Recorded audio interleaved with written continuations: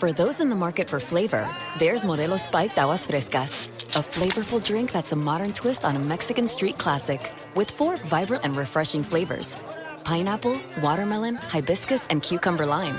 Made with a splash of real fruit juice. Modelo Spiked Aguas Frescas are perfect for any fiesta, small or big. Modelo Spiked Aguas Frescas, boldly authentic, vibrantly flavorful. Drink responsibly. Modelo Spiked Aguas Frescas flavored beers imported by Crown Imports, Chicago, Illinois. Hibiscus contains juice only for color. Struggling with fine lines and wrinkles? Let me tell you about Dermaclara. Our 100% medical-grade silicone patches have changed the game for so many people. Safe, natural, and incredibly effective, these patches deliver visible improvements in just 30 days. Jessica from New York said her fine lines started to fade after just a week of using Dermaclara, and within a month, her skin was smoother and more radiant than ever. Megan from California couldn't believe how quickly her stretch marks disappeared. It takes as little as 20 minutes per use to start seeing results because Dermaclara's reusable occlusion patches work by enhancing your skin's natural healing process. Your skin gets the best care possible for every stage of your skincare journey with just one ingredient, medical-grade silicone. And we prioritize safety without compromising results at Dermaclara. And we stand by our products with a satisfaction guarantee, so there's no risk in trying Dermaclara. Visit dermaclara.com today and say goodbye to wrinkles and hello to beautiful, radiant skin.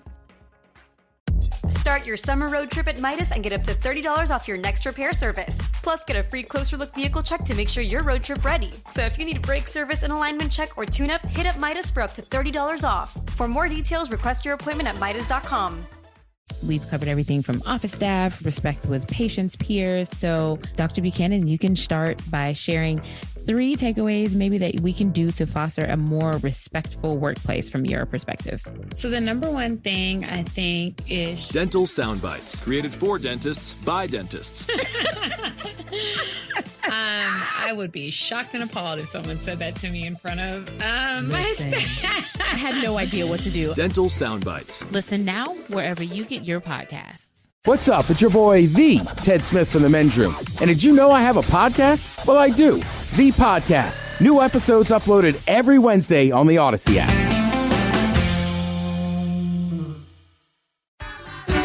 Unfortunately, what you're about to hear is real.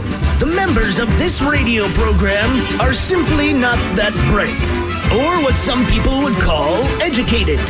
They are merely stupid. They're not trying to offend anyone on purpose. And all have played doctors on TV. You have been warned and are cordially invited to join the party. This is The Men's Room. Forget it, man, and get with the countdown. Get with the countdown. Shake this square world and blast off for Kicksville. The trippers, the grasshoppers, the hip ones, all gathered in secrecy and flying high as a kite. This is The Men's Room with Miles and Thrill.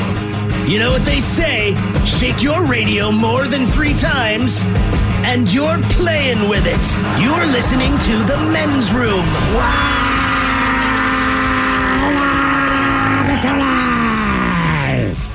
And away we go. Welcome to season 19, episode number 4106. Along with Steve the Thrill Hill, the Ted Smith, and Mike Montgomery. And you are The Men's Room. Well, Ted, today it is the random question. Your guess is as good as mine. Categories: the 10 most dangerous states and delicious pizza. We will play Profile This, plus headlines, the Men's Room shot of the day, fun listener emails, and everyone's favorite, TV Time with Ted. Clack, clack. Bring it in. All right, here we go. Catholic priest keeps his job after giving sermon about the rising sun. Meanwhile, high school seniors hire a bagpiper to follow the principal around, all in the name of fun. Live portal video between New York and Dublin is not going exactly as planned. Authorities are surprised to find 200 pounds of meth inside of Optimus Prime's hand. And a drunk man riding a lawnmower who was hit by a car last month does it again. That is all coming on today's very special episode of The Men's Room. And now, here's the question. Hola, bitches. Good day to you and yours. All right, violence. Violence is just one of those unfortunate facts of everyday life. 2 months ago, actor Michael Stolbarg, he was hit in the back of the neck with a rock that was thrown by some random dude that Stolberg then chased down and the guy got arrested. Well, last week, Stolberg's Boardwalk Empire co-star, that would be Steve Buscemi, he was randomly punched in the face by a complete stranger. Now, unlike Stolberg, who chased his attacker, Buscemi got up and ran the opposite direction. But either way, I guess whether you get hit by a rock or punched in the face, it's better than getting shot. But if you want to get shot, road rage is where it's at. In the last decade, there have been over 3,000 road rage shootings. Last year, someone was shot about once every 18 hours with regard to road rage. In the last 10 years, only 2 states had no road rage shootings, only 2 out of the 50. And that's mostly because no one actually lives there. We're talking about North and South Dakota. Now, some might agree that the only thing getting shot in South Dakota is a governor's puppy, but not everyone hates their dog and chooses to kill it. Oh, no. Some people love their dogs and want to keep them alive. A woman in Ireland, she was terrified that her 8-year-old greyhound was deathly ill. So she Googled her dog's symptoms. Always a bad idea. And it seemed that the dog either had cancer, a cardiac issue, or his immune system was failing. Well, she finally took the dog to the vet, and it turns out it was none of the above. The dog has hay fever and is a drama queen, beginning and end of the entire story. But these are just some of the stories that we've come across, stories that left us with many questions. Questions we'd like to ask you in the form of our random question, and this is how it works. You call us, we'll ask you a question at complete random. And after you share your story, we will share with you the news story that inspired said question. To be a part of the big show, the random question, call 206-803-ROCK.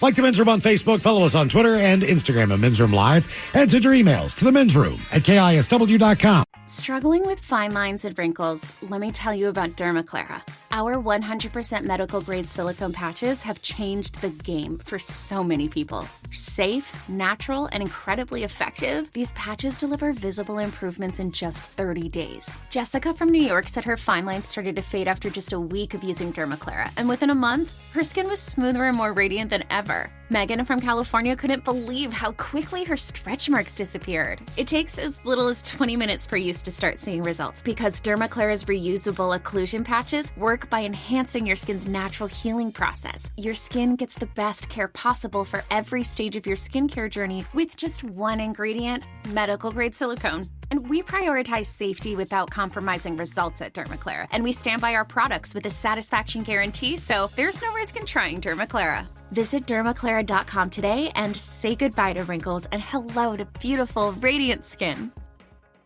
For those in the market for flavor, there's Modelo Spiked Aguas Frescas, a flavorful drink that's a modern twist on a Mexican street classic with 4 vibrant and refreshing flavors.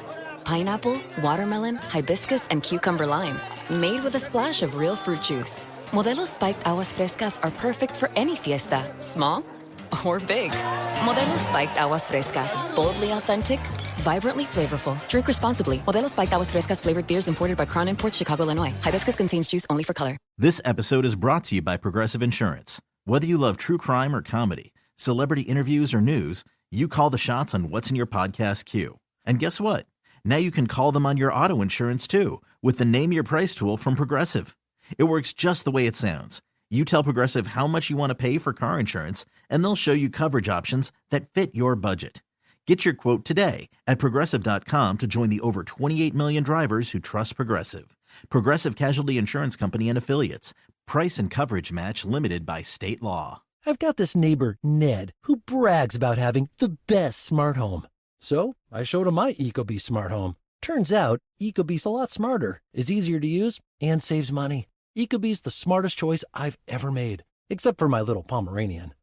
Oh, yes. Oh, you are so cute. Aren't you my little pom-pom? Sorry. So tell the Ned on your block about Ecobee. Just yell, get yourself a smarter home. Visit Ecobee.com today. The debauchery rolls on. You're listening to The Men's Room with Miles and Thrill. 99.9 KISW. All the Patrol's away we go. Welcome to Season 19, Episode number 4106. What a large and in charge program we have for you today. Future reviews, maybe too much show. We're going to pack it all in there for you, though. Too much. Let's see, what do we got? The exciting return of your guess is as good as mine. The categories today. Just out within the last week, the 10 most dangerous states in the United States of America. All right. Now, what they did was they looked at FBI statistics, ranking every state from violent crime rates, property crime, which most definitely figures into this, public safety, the best states for crime and corrections rankings, and a bunch of other factors were involved. But they did come up with the 10 most dangerous states in the United States to live in. Good news, if you are on the West Coast, we have 3 in the Pacific time zone. Oh, really? Yes, we do. Congratulations. We have 2 in the Mountain time zone. We have 4 in the Central time zone. So, as far as your time zones are concerned, the most dangerous place to live in the United States right now, Central time zone. This is a weird one. Wait, how many states are in the Pacific time zone?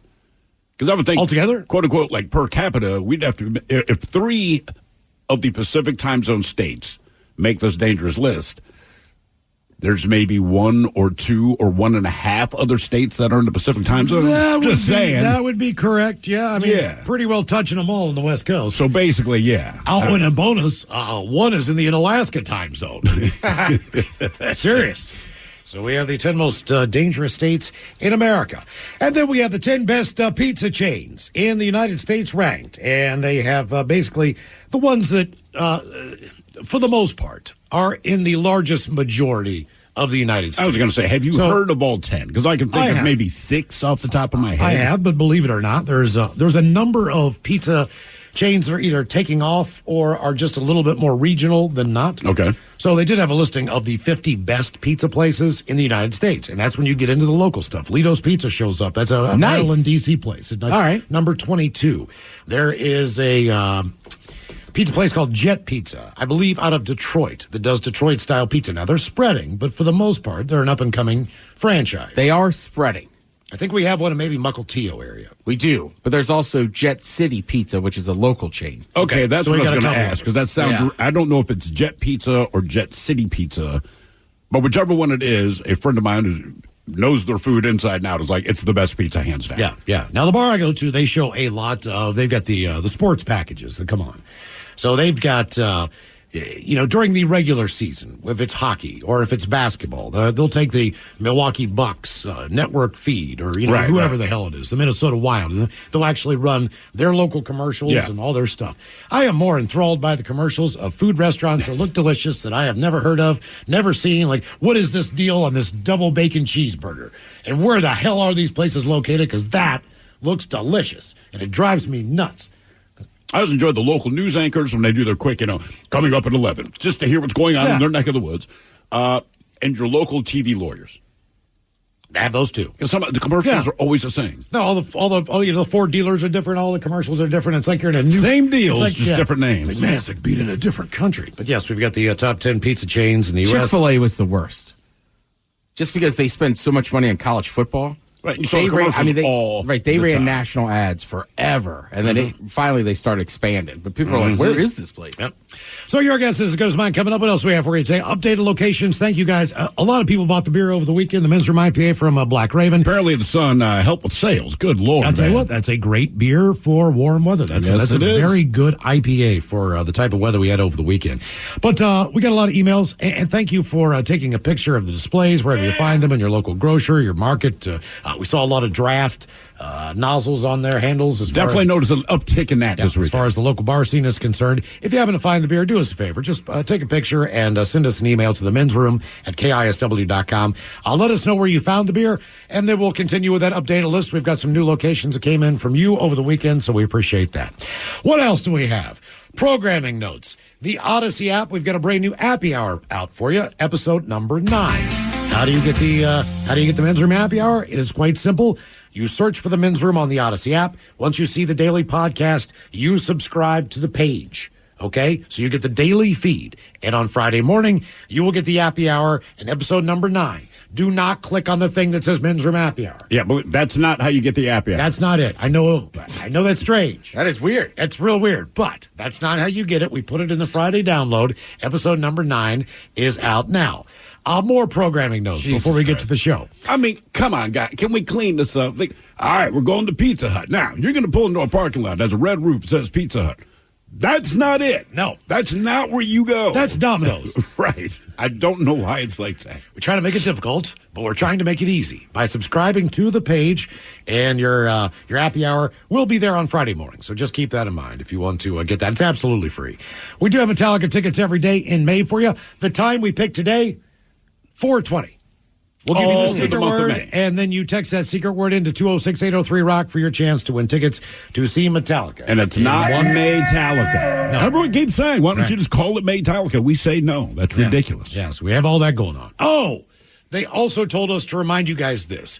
If you are interested in going to the Halloween Hullabaloo, starring Godsmack, Hailstorm, The Warning, and Flat Black at Showware Center in October, that's Sunday, October the 13th, go to KISW.com and pick those tickets up. I know for a fact that the VIP is very close to being sold out. Yep. And apparently a lot of the tickets are gone. So they're saying, look, tell you now if you want to go. Go to KISW.com and pick up your tickets to make sure you get in there, because I don't know if they anticipated as many tickets being sold as quickly as they did, but the show is selling. Yeah. So just know that if you're don't hem and haw. If you want to go, just get the tickets. And this is our first ever one, so it's going to be a good time. They got our first Hullabaloo. It's our first Hullabaloo. They got different premium experiences. Your general ticket, I think, starts at like $45. Really? So it's not, yeah, I mean, damn, you're getting a great show. You're getting 4 great bands for that price. So KISW.com is where you want to go to get tickets for the Halloween Hullabaloo, starring Godsmack. And today is the day we do our random question. Question 206-803-ROCK. Random. Hello, Joshua. Welcome to the men's room. Hey, boys. Hola. Joshua, welcome to the program. Random question. Thank you. Okay. I got a joke for you guys. Bad Joke Friday. Okay. On Monday. I like it. Monday. Yeah. Why can't a hooker get a driver's license? Why can't a hooker get a driver's license? Why? Every time there's a red light, she's in the back seat. Okay. All right. Okay. Maybe this answers the question. Here's your random question. Who punched you and why?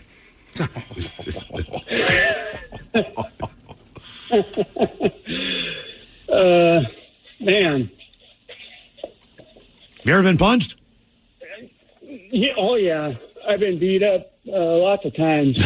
Okay. Lots of times. All right. For telling jokes or just being in a bar at the wrong time? All of the above. Okay. Do you remember the last person who punched you? No, I'll just go with my brother Noah. And why? Because I took his pants, his pair of jeans, and I told him I wasn't going to wreck him, and I went off a jump and I tore him. Okay, so when I got home, he just came up and punched me. All right, okay. Over a pair of jeans. Yeah. Typically, it's, either you're young or involves something later involves alcohol. That seems to be the two things. Either you're young, you get in a fight for some dumb reason, or you're older, and whatever the dumb reason is, it just happens to involve alcohol. Or you're that guy. Yeah. I could just see, just like, hey, man, just preemptive. You haven't done anything yet, but I just get a feeling. Last time I was punched in the face. Bus stop in Seattle. Why, because you didn't have a cigarette or something like that? I gave him a cigarette. The guy came up to me. And I was at the bus stop over by, what was the name of that all-night breakfast place? The Hurricane. Oh, wow. Okay. That was there for a while. That makes sense. So I'm at the bus stop. It's kind of over by Dexter and Denny. And standing there, this guy comes up to me and he goes, can I have a cigarette? And I'm like, sure, man. Here you go. Do you have a light? Sure. Hands me back the lighter, punches me in the face. He goes, I'm on meth. Then he punched me in the chest. And I'm like, dude, I just gave you a cigarette. He's like, I know, man. I'm all fired up. I'm like, well, you just can't go around punching people, dude. You know what I mean? You just can't do that. So I'm standing there like, I'm taking my backpack off. I'm like, this is really going to happen. Right. And then the bus pulls up. Like, there were 2 or 3 other people at the bus stop. I was not standing by myself. Like, everybody was like, oh, my God. Like, the one guy's like, he's ready to enter. I was like, Jesus, man. It was just bizarre. Not as bizarre, though, as one Steve Buscemi. And the reason we asked who punched you, he was punched in the face in New York City last week in what the actor's publicist says was just a random attack. Now, keep in mind, Buscemi's 66 years old. Jeez, man. He was on a street in Manhattan Wednesday morning when it happened, according to the New York Post. I saw he was with a woman, and then through the corner of the window, I saw him trip and fall backwards. That was according to a person who witnessed the attack. They said he right away got up and ran in the opposite direction. New York Police Department confirmed an assault took place without naming the actor and said an investigation is underway. The attacker fled. No arrests have been made. Buscemi, according to the paper, was assaulted in Midtown. Another victim of a random act of violence in the city. He is okay, appreciates everyone's well wishes, though incredibly sad for everyone that this happened while walking the streets of New York. He was treated at the hospital for facial injuries and swelling around the left eye.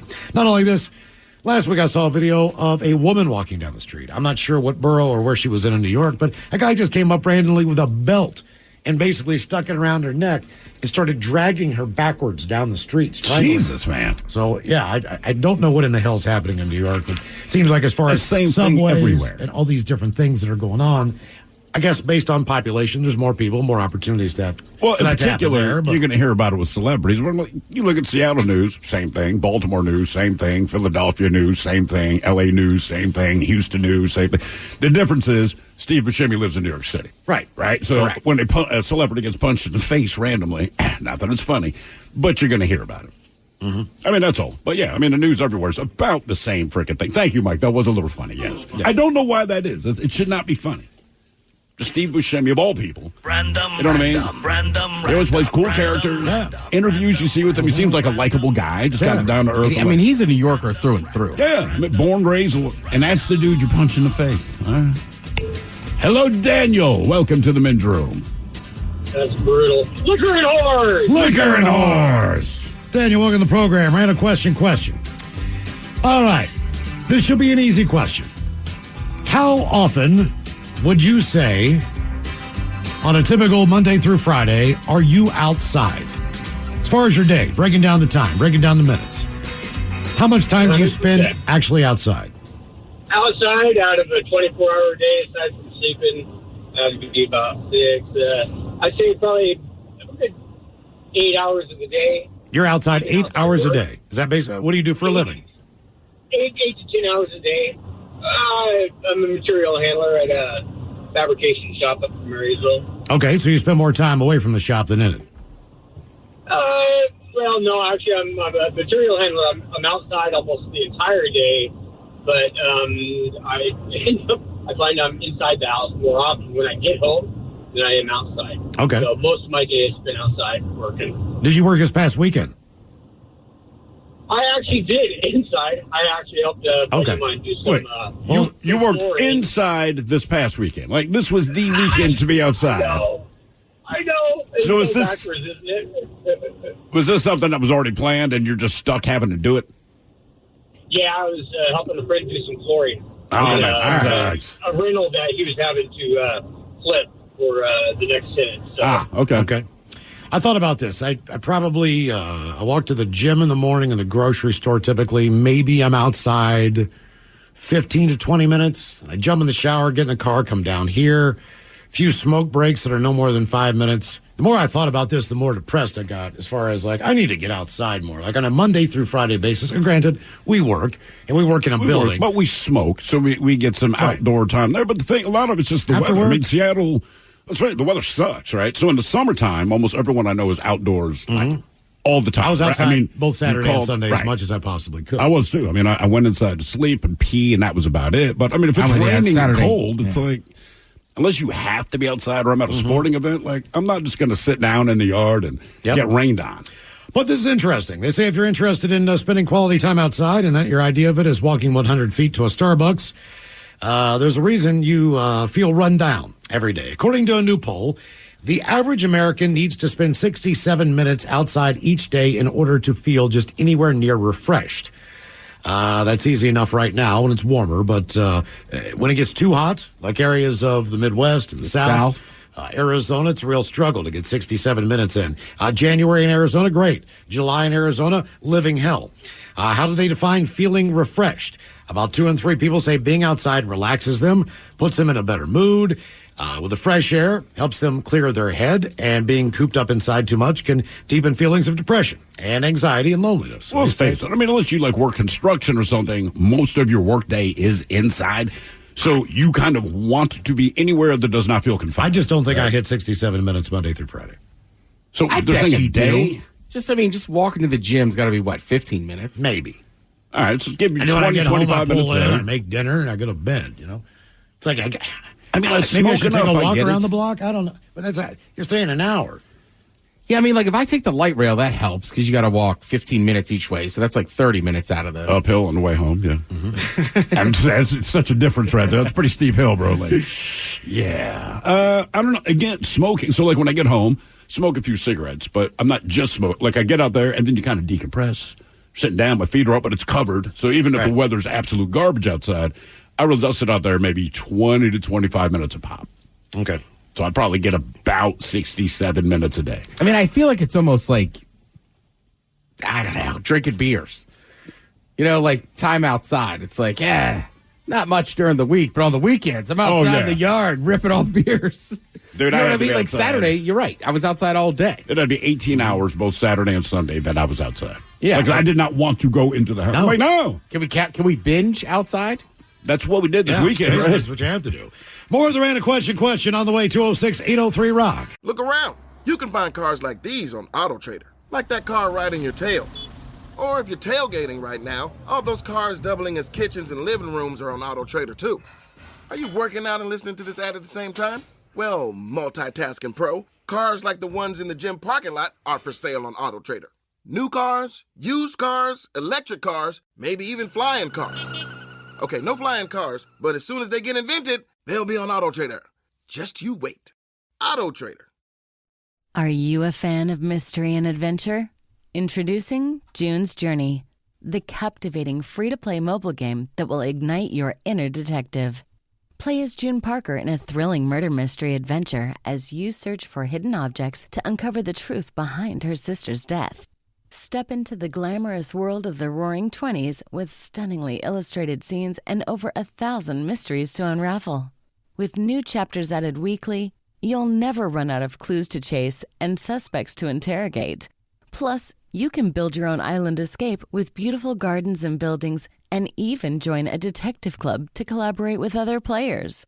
Experience the thrill of being a detective and unravel the mystery in June's Journey. Download June's Journey now on your Android or iOS device or play on PC through Facebook Games. Welcome to Nada Yada Island. This season on Nada Yada Island. When we were new, they spoiled me. They even gave me a phone. But then, it's like I didn't exist. Don't take yada yada from your wireless carrier. Now with Metro, get that new customer feeling again and again. Introducing Metro Flex. Free 5G phones when you join, same deals as new customers when you stay. Only at Metro by T-Mobile. Just bring your number and ID and sign up for an eligible plan. After 12 months, trade in and get our best deals on select devices. Rev up your drive with Volkswagen at Bellingham's exclusive offer. For a limited time, get behind the wheel of a brand new 2024 Volkswagen Atlas, Taos, or Tiguan with 4.9% APR for 72 months. Head to Volkswagen of Bellingham today to drive home in style. This offer is only valid through March 4th. Terms and conditions apply. Visit VolkswagenofBellingham.com to learn more. 99.9 KISW. The shenanigans continue. This is the Men's Room with Miles and Thrill. Here's Random Question 206-803-ROCK. Hello, Alex. Welcome to the Men's Room. Random. Hola, you ancient bitches. Hola. Alex, welcome to the program. Wait. He says you ancient bitches, and the part that bugs Mike is ancient. Mm-hmm. I'm a bitch, but I'm a young bitch. All right, let's go with this one. What do you think of the closest is that your life has seemed like a horror movie? Does work count? It can. Depends on how bad the job is. Oh, I mean, my job is not bad. It's just very physically grueling, you know? All right, so what's a scenario where you just thought maybe this is it, or I should walk away, or what? Well, I'm still working there. I mean, it pays pretty well. It's just that... look, man, you can love your job. It doesn't mean you don't have a day where you want to kill everybody you worked with and hate everything. I mean, that's guaranteed. Yeah. Okay. Well, So what do you do? I work at a a meal kit company, and what we basically do is just put the ingredients in these paper or plastic bags, and we ship them off to the states and whatnot. I'm curious to know. The average temperatures inside these places are between 15 and 25 degrees Fahrenheit. So I always say to new people who come there, if you can't handle temperatures below 70 degrees, you probably should not be here. I would hate that job. Yeah, that sounds I hate being cold, man. So if my job is that, I definitely hate it. I'd say as far as my life goes, it's locations that I've been where it was just scary experience, not in any other way than my head. But isn't that what makes a horror movie, right? So yeah. Your horror movie is, hey, we rented the cabin out in the woods, and it would be fine, but chances are, whether anything happens or not, you still run into the old man that goes, oh, you're going up to the old Smith cabin. Well, some funny things have happened there the last few years. So once somebody says that, you're just not sleeping. Mine's a hotel room. Got a couple of those. Definitely. Yeah. I've definitely been a couple of hotel rooms where I've spent the night and work-related stuff where I was just like, I don't know if I'm going to wake up in here tomorrow. I don't know if I will. Maybe I will. Maybe I won't. I don't know. Yeah, I stayed in I guess technically it was a motel, so the doors were on the outside in Spokane. Yeah. And that we were trying to save money, but that was a little shady. Like, one guy got his car stolen in the parking lot. And this is the guy you're with? No. Okay, just someone He just else. comes over to us. It's like, did you guys notice? Like, he was like, somebody stole my car. We're like, that's bad. Yeah. And then I'm pretty sure they were just running prostitutes and drugs out of there. Yeah. Because we went to, like, the little continental breakfast, which was horrible. There was just a dude with a backpack sitting angled by the door and staring out the window. Mm-hmm. Oh, he's waiting, man. He didn't acknowledge anybody. He was just sitting there, and I was like, this doesn't look good. Right. So I was in Mexico, and near Cancun. So I'm in that area, so more eastern Mexico. And we're driving back from, we're driving to the airport. And the airport from where we were staying was probably 2 hours away from the airport. As the guy explained, he said, look, man, he said, you can look on your phone at the map. It's going to take us 35 minutes longer if we travel by the interstates. But there's one guy who has a farm, and he said he will allow us to cut through if we give him $5 to $10. It doesn't sound like a setup to you. And we're going to save a half an hour because it will cut right across to the interstate. We need to go all the way down to get on this interstate. Yeah. Come all the way back up. But the airport is right there. So I'm like, all right, let's do it. So we get on this dirt road, man. It's way too windy for a flat area. It's just kind of weaving in and out of stuff. And then all of a sudden, two guys step out of the woods, and both of them have machine guns. And I'm like, oh, God, here we go. We're in a bus, we're in a van, and the driver rolls down the window. Then we have to open up our slide doors, and those guys look in at us. They want to see the passports. I just flash mine, like, here. I give him $10, and he's looking at the money, and I give him another $10. He's like, you guys are good? Close the door. We drove off. I'm like, Jesus Christ, man. But we did get through his property, and he did allow us to drive through it. The only experience I had like that, we were in the Bahamas, and what's the name of I wish I could remember the name of the hotel. Anyway, it was the first hotel that you get to from the airport because is it Grand Bahama Island? Whichever island you're on, it's kind of shaped like Manhattan, so it's just real linear. And there's a single highway that divides the road, so you're on one side or the other. And the Casarenas Hotel, that was the name of it. So it's the first hotel you get to. Then there's a good maybe 400 yards before you get to the other hotels would start creating kind of resort-style things. So you're not quite off the beaten path. You're just not in the super thick of it. But I'm 14 years old. I'm wandering around. Man, it's tropical. It's my first tropical experience. And basically, I just crossed the highway because across the highway, it's just all jungle, right? There's no development there. And to me, well, this is cool. And there's this little footpath. And I'm only out there about 10 minutes. But I'm walking along. And a dude about my age, the 14, 15-year-old kid, he kind of pops up. I greet him. He doesn't say anything. Whatever. I don't care. Man, I keep walking. I start seeing guys with machine guns. And they're all just looking at me. They're not saying anything. And they're not even being intimidating other than the fact that they're strapped, and they very clearly are. I walk about another 10 minutes, and now I'm just kind of in the middle of the jungle. That said, you can still see the highway, so I'm not lost by any stretch of the imagination, but I'm just checking it out because, man, there's birds making these crazy noises. There's just weird crap out there, but all these dudes, and I realize at this point, there's kind of like a big circle around me. They're not super close, but in any direction that I looked, I realized these guys, and again, they're not being intimidating. They're just watching me.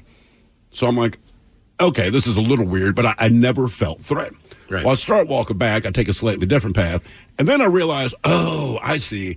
I'm stupid. It's where they're growing the weed, man. So I don't realize that I walked into the weed operation. I truly had no idea. And I think that these guys were like, this stupid kid really has no idea. He's not a cop, not a detective. Maybe he's a tourist, but he's dumb as hell. I could tell they thought I was stupid, and obviously I was. But then I realized the grow operation was there, and it was kind of massive. Then I got nervous because I'm like, What's happening? oh, Jesus. And God, look, nothing happened, but I never walked into their It's happened a jungle couple times space to me. One time in Ocho Rios, there's a place called Dunn's River Falls. And it's a falls that comes down the side of the Blue Mountains, but you hike up the falls, and the falls just keep going. It's just this stream that you can actually climb. Yeah. There are a couple bigger waterfalls you can get under, but you can circumvent all of them, and you keep climbing up to the top. Well, there was a trail that kind of looped around. So I was like, okay, well, if I take the top of the Dunn's River Falls and then I go more toward Ocho Rios, I can drop right down and check all this stuff out. I'm basically going to be up on the ridge and I'm going to come back down the mountain. And I was probably at least a half mile in to being done with the river and going across the top of the mountain. And there's a gentleman there, and he's got a machine gun, and he just gives me the look like, turn around. Yep.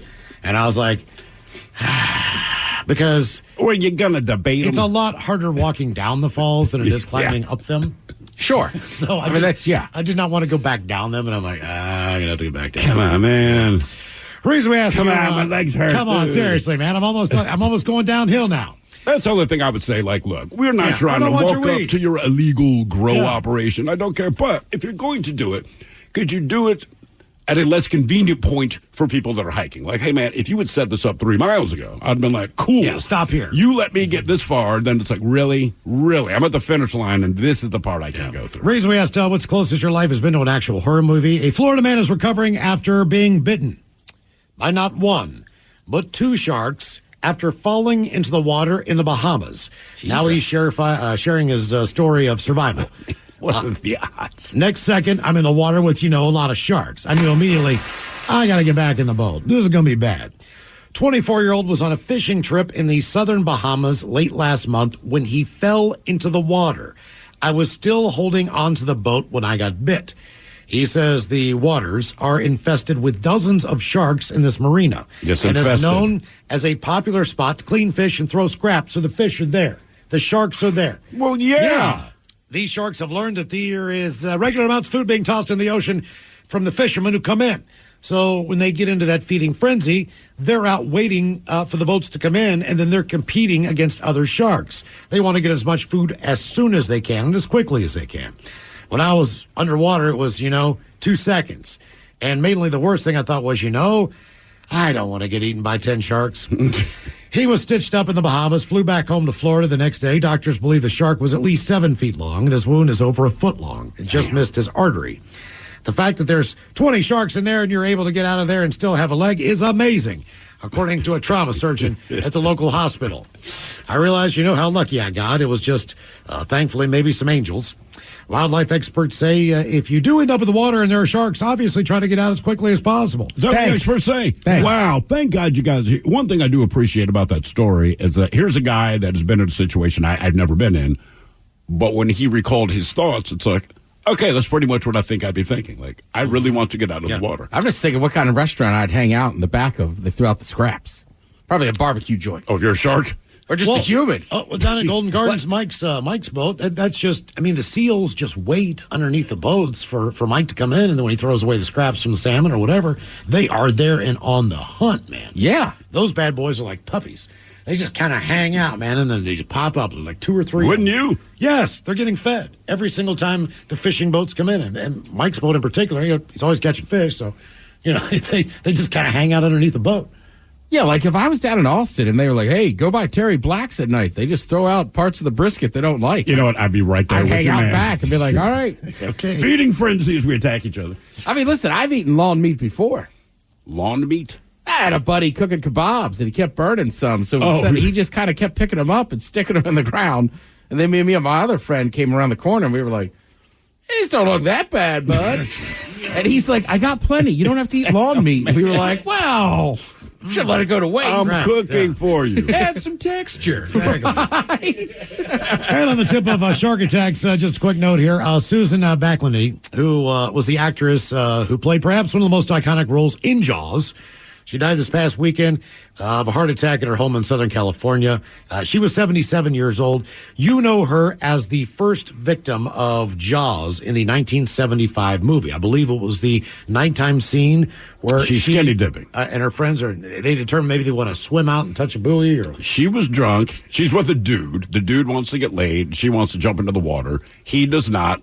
It's night. She goes out into the water. The Jaws things happened, right? So you hear screaming and all that, then it gets silent, and then the guy is on shore kind of piecing together what may have happened. I remember that. I remember my parents taking me to that movie, and that scene, sure, it bugged me because I thought, okay, well, the way to avoid this, don't get in the ocean. But beyond that, do you remember the first time they saw evidence of what had happened? So her body has now washed up on shore. Yeah, right, and it's partially mangled. It's There's the other a deflated boob. Right, I remember that vividly as a kid. The body's gray. There's a deflated boob, which really threw me off, and it was covered in crabs. And that, as a kid, I'm like, oh, my God, that was the worst part of the movie. Random. Hello, Matt. Welcome to the men's room. Hola. What's up, guys? Hola. Matt, welcome to Random Question. Okay, Matt. Oh, yeah. Everybody travels a little bit differently when it comes to their automobile. Let's just say that, Matt, hypothetically, I broke into your car right now. What would I be able to find or get from your vehicle? What do you have in your car? Lots of dead cigarette butts in the ashtray. All right. Do you have any change? No change. Yeah, I'm out of change. Seems I've not a lot of change. I got CDs on my visor above the driver's seat. How many CDs do you have? Oh, probably about 15, 20. Okay, so you still have a CD player in your car. Now, is that a factory stereo? No, it's not a factory. It's, just a aftermarket. All right, so you know what? steal that. They don't steal your CDs because they don't have anything to play them on. It'd be like having a case of VHS tapes in the back. Okay. Like, well. What if I go in your back seat? What do you got in your back seat? On the floor in there, on the seats? What do you got? A jacket, hat, anything? Back seat, probably some sunglasses from work, safety glasses. Not a whole hell of a lot. I don't keep a lot in my car because I park in places where you don't want people to look in your car. I think that is absolutely the thing to do. Do not leave obvious stuff sitting So out then let's do the obvious question. What's in your trunk? I'll pop the trunk now. You're actually going to find nothing except a spare tire. Oh, really? So you have a completely empty done, trunk? man. I'll be damned. All right. I mean, I got crap in my trunk.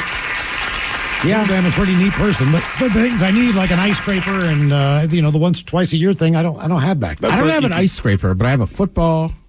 Yeah. Usually a couple bottles of water.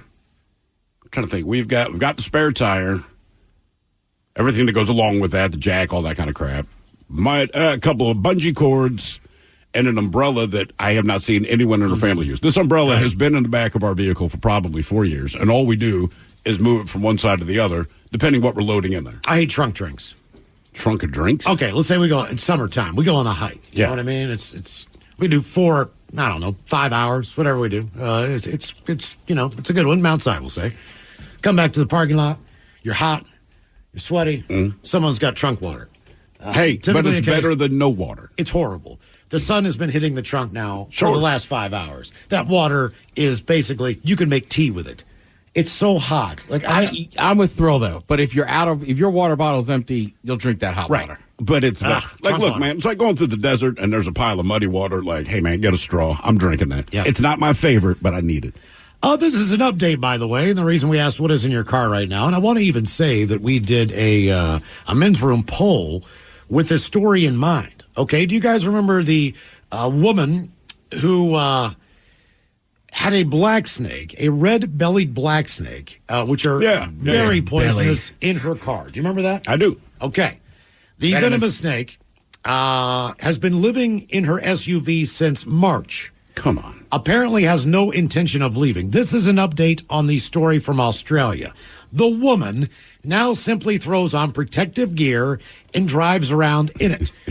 She told ABC Australia she thinks a red-bellied black snake snuck into her vehicle when she left one of her side doors open at a construction work site for her job.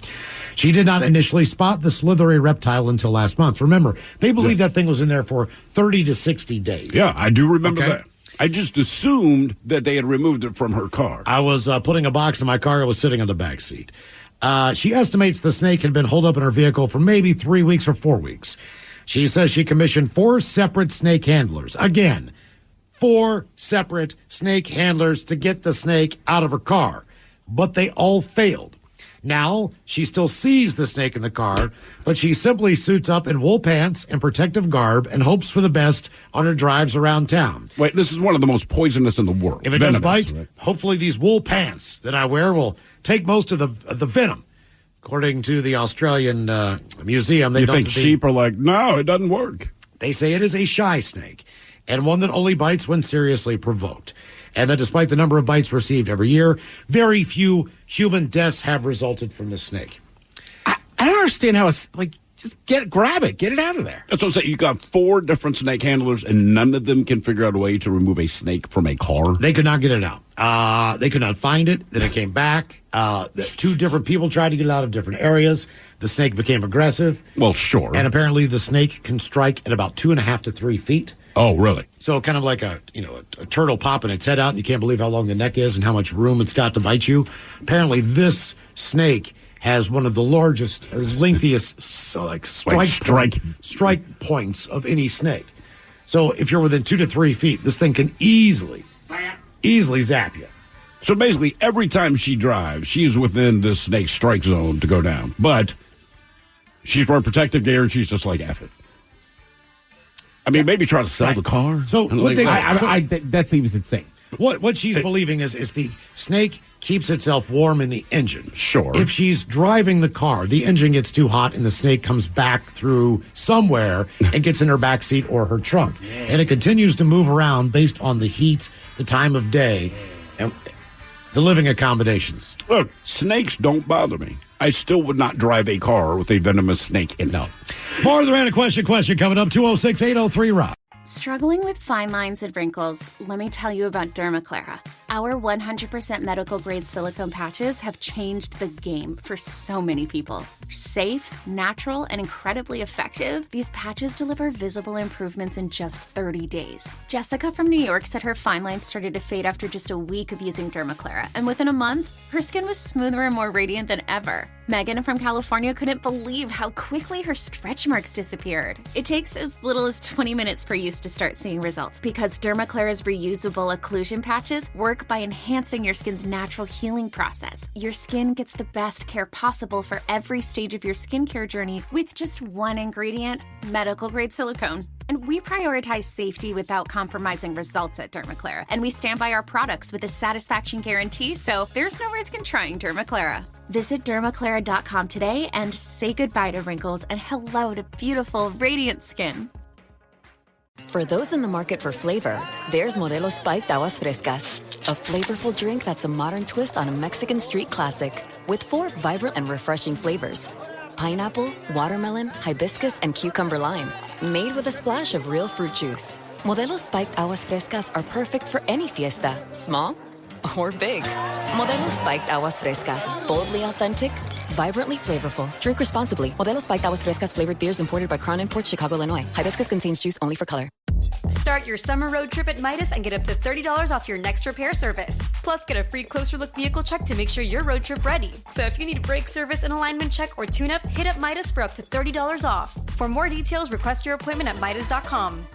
Being outside is good for us. That's simple. And trails make it easy for us to walk, bike, and be active outside. When we're on the trail, we see more than a day outside. We see people hiking, biking, running, connecting with their communities, and creating memories in the great outdoors right in their backyard. That's why Rails to Trails Conservancy is connecting more people with trails across the country, making it safer and easier to get outside. Find your trail and start your journey today at railstotrails.org and follow at Rails to Trails on social media. For those in the market for flavor, there's Modelo Spiked Aguas Frescas, a flavorful drink that's a modern twist on a Mexican street classic with 4 vibrant and refreshing flavors. Pineapple, watermelon, hibiscus, and cucumber lime. Made with a splash of real fruit juice. Modelo Spiked Aguas Frescas are perfect for any fiesta, small or big. Modelo Spiked Aguas Frescas, boldly authentic, vibrantly flavorful. Drink responsibly. Modelo Spiked Aguas Frescas flavored beers imported by Crown Imports, Chicago, Illinois. Hibiscus contains juice only for color.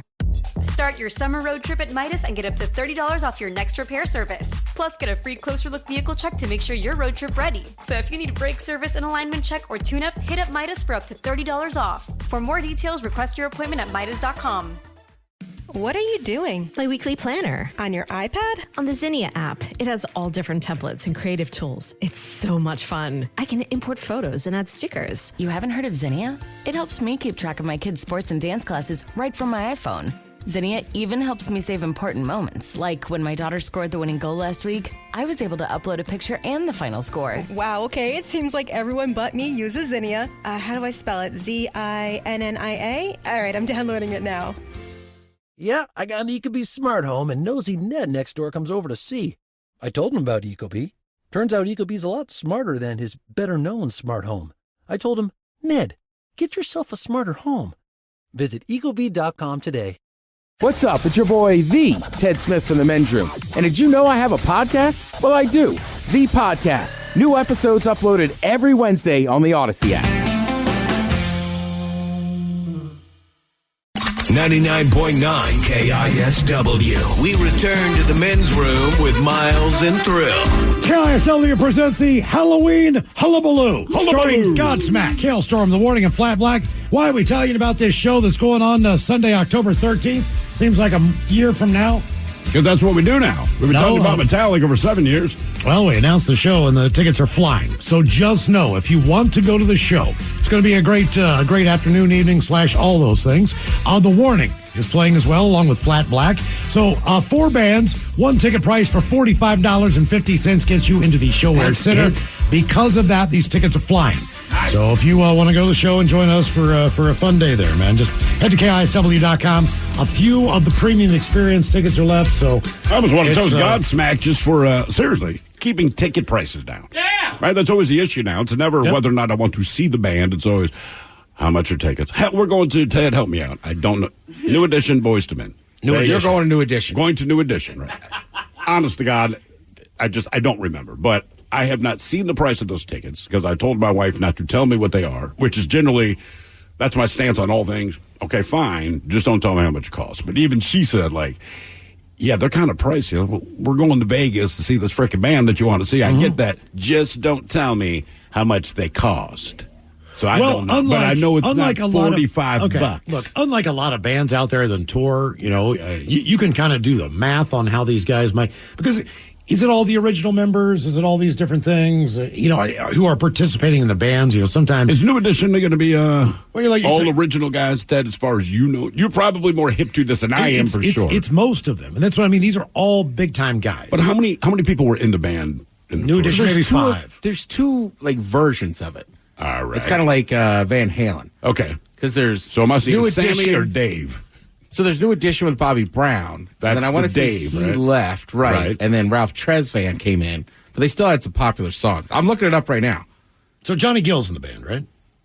Johnny Gill is. Okay, so what I'm saying is they got some big names. My wife said that Johnny Gill is in the band, right? So, I mean, look, I get it, man. They're just not my band, and I know their songs, and the songs that I do know from them, I enjoy.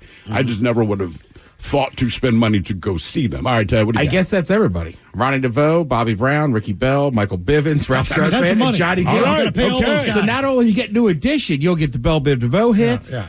Ralph Tresvant has a couple hits. Keep them coming. Tell me, I saw Lionel Richie in Vegas. It was an expensive ticket, but it wasn't all the Commodores. It was just Lionel Richie. But he played all the Commodore songs. But I mean, you don't have to pay all those guys. You just got to pay Lionel Richie. KISW's Halloween Hullabaloo starring Godsmack and Hailstorm Sunday, October 13th, ShoWare Center in Kent, a venue that in the 20 years that I've been in Seattle, never stepped foot in. Really? I've never been in the ShoWare Center. I think that's where I saw Disney on Ice. Yeah, man. I mean, I've been that's down where I there saw for T-Birds games, but I've also been to a couple of our sister stations events. That's a great arena. Cool. All right. Tickets are on sale now, KISW.com. Oh, God damn. Sorry. I just looked up new edition prices. How much? Oh, man, don't even tell Oh, me. yeah, baby. Really? Oh, yeah. I'm not looking. I refuse You know to where I look. would go to dinner before this, honest to God? McDonald's? White Castle. You need to spend as little money as possible on dinner so you can go see the show. That's why I said, seriously, like, I don't want to know. This could and be that's why I very told my easily- wife. But this is how I kind of knew it might be getting pricey, all right? To me, it's ridiculous to spend whatever it is to see this particular group. It's just not for me.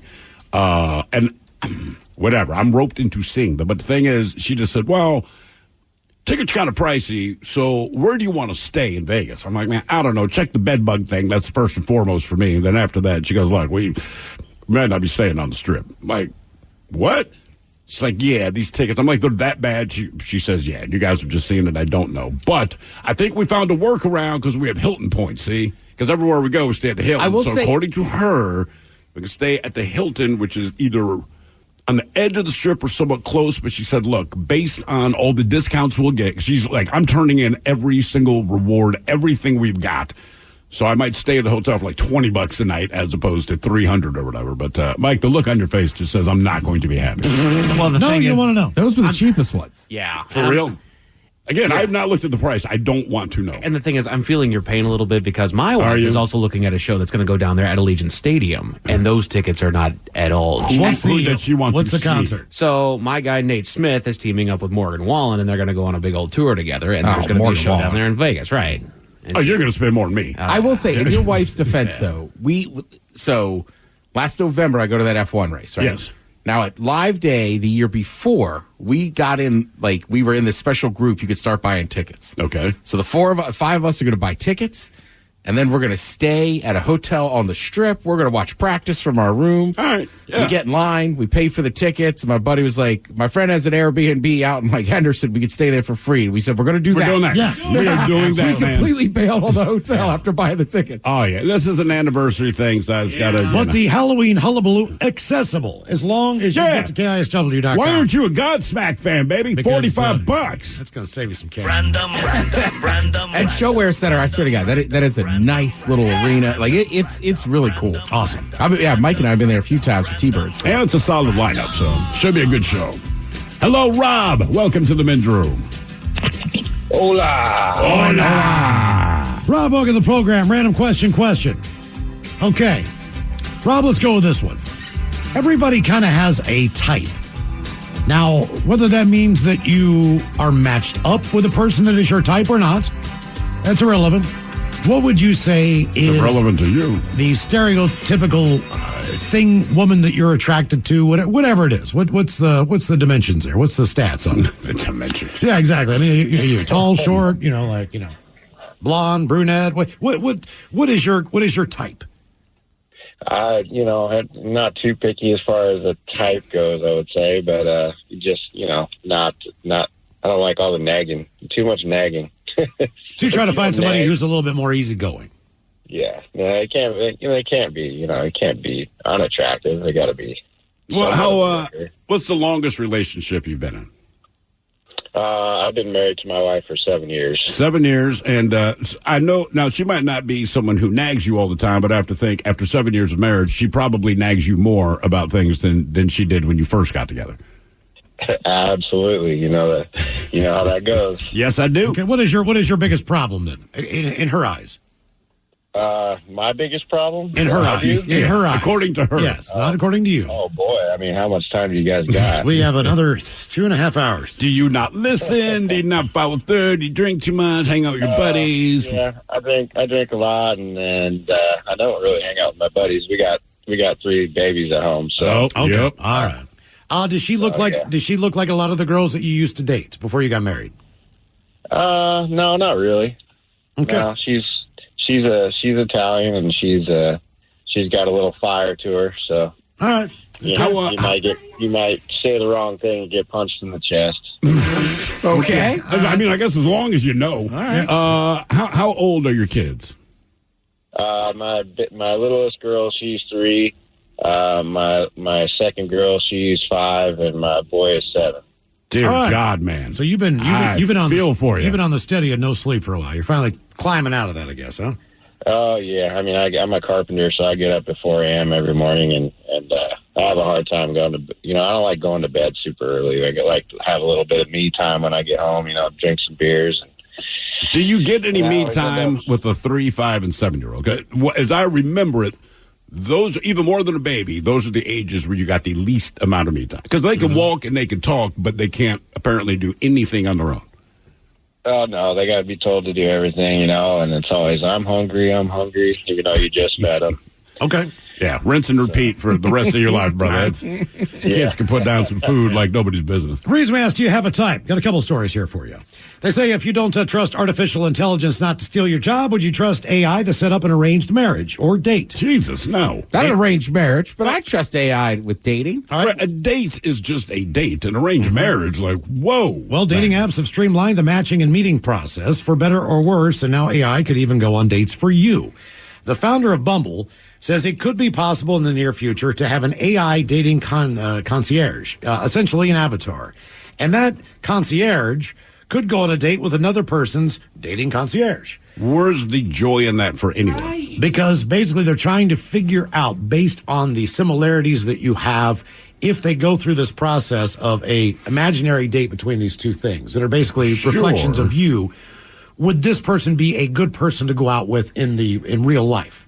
That is so baseline. Yeah. I hear what they're saying, but nuance is the heart of humanity. I understand. I mean, that's all. They say this thing could go out with hundreds of dates in an hour to narrow it down to maybe your 20 best options, if they would fit into you as far as the person that you like, and vice versa. Okay. Yeah. So then, if that's the case, they suggest that you might want to meet in person. All right, I was going to say, I have a type, but I've definitely dated outside my type. Sometimes you like the person, too. Right, exactly. Yeah. No, Ted, come on. Well, that's part of this. That's ridiculous. That's part of it. You know what I mean. Right. Sometimes. That is clearly part of it. Sometimes you look for beyond the physical. Right. That's part of the algorithm. Shouldn't have got big boobs or nothing. It's also what you have in common. It's not just that. They have virtual conversations determined how the other person's avatar answers your questions. This is the AI speaking on your behalf based on what it thinks it knows of you. Mm-hmm. Yes.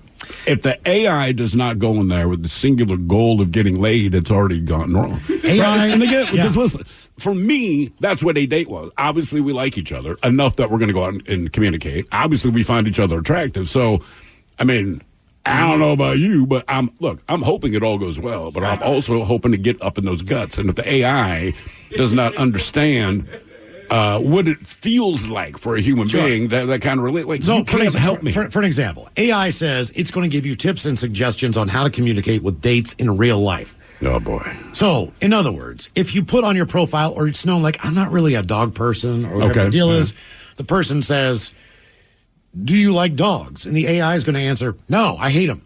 All right? This is going to be a flag. So what they're suggesting is why couldn't I just do that? Maybe you don't put that in your profile. Or maybe you wait to talk about that in real life. Because it's going to be so blunt. And have a different answer. I hate dogs. I don't personally, have a dog, but, typically dogs aren't the worst thing in the world. Or what whatever. if you say, I love dogs, they're delicious. Right.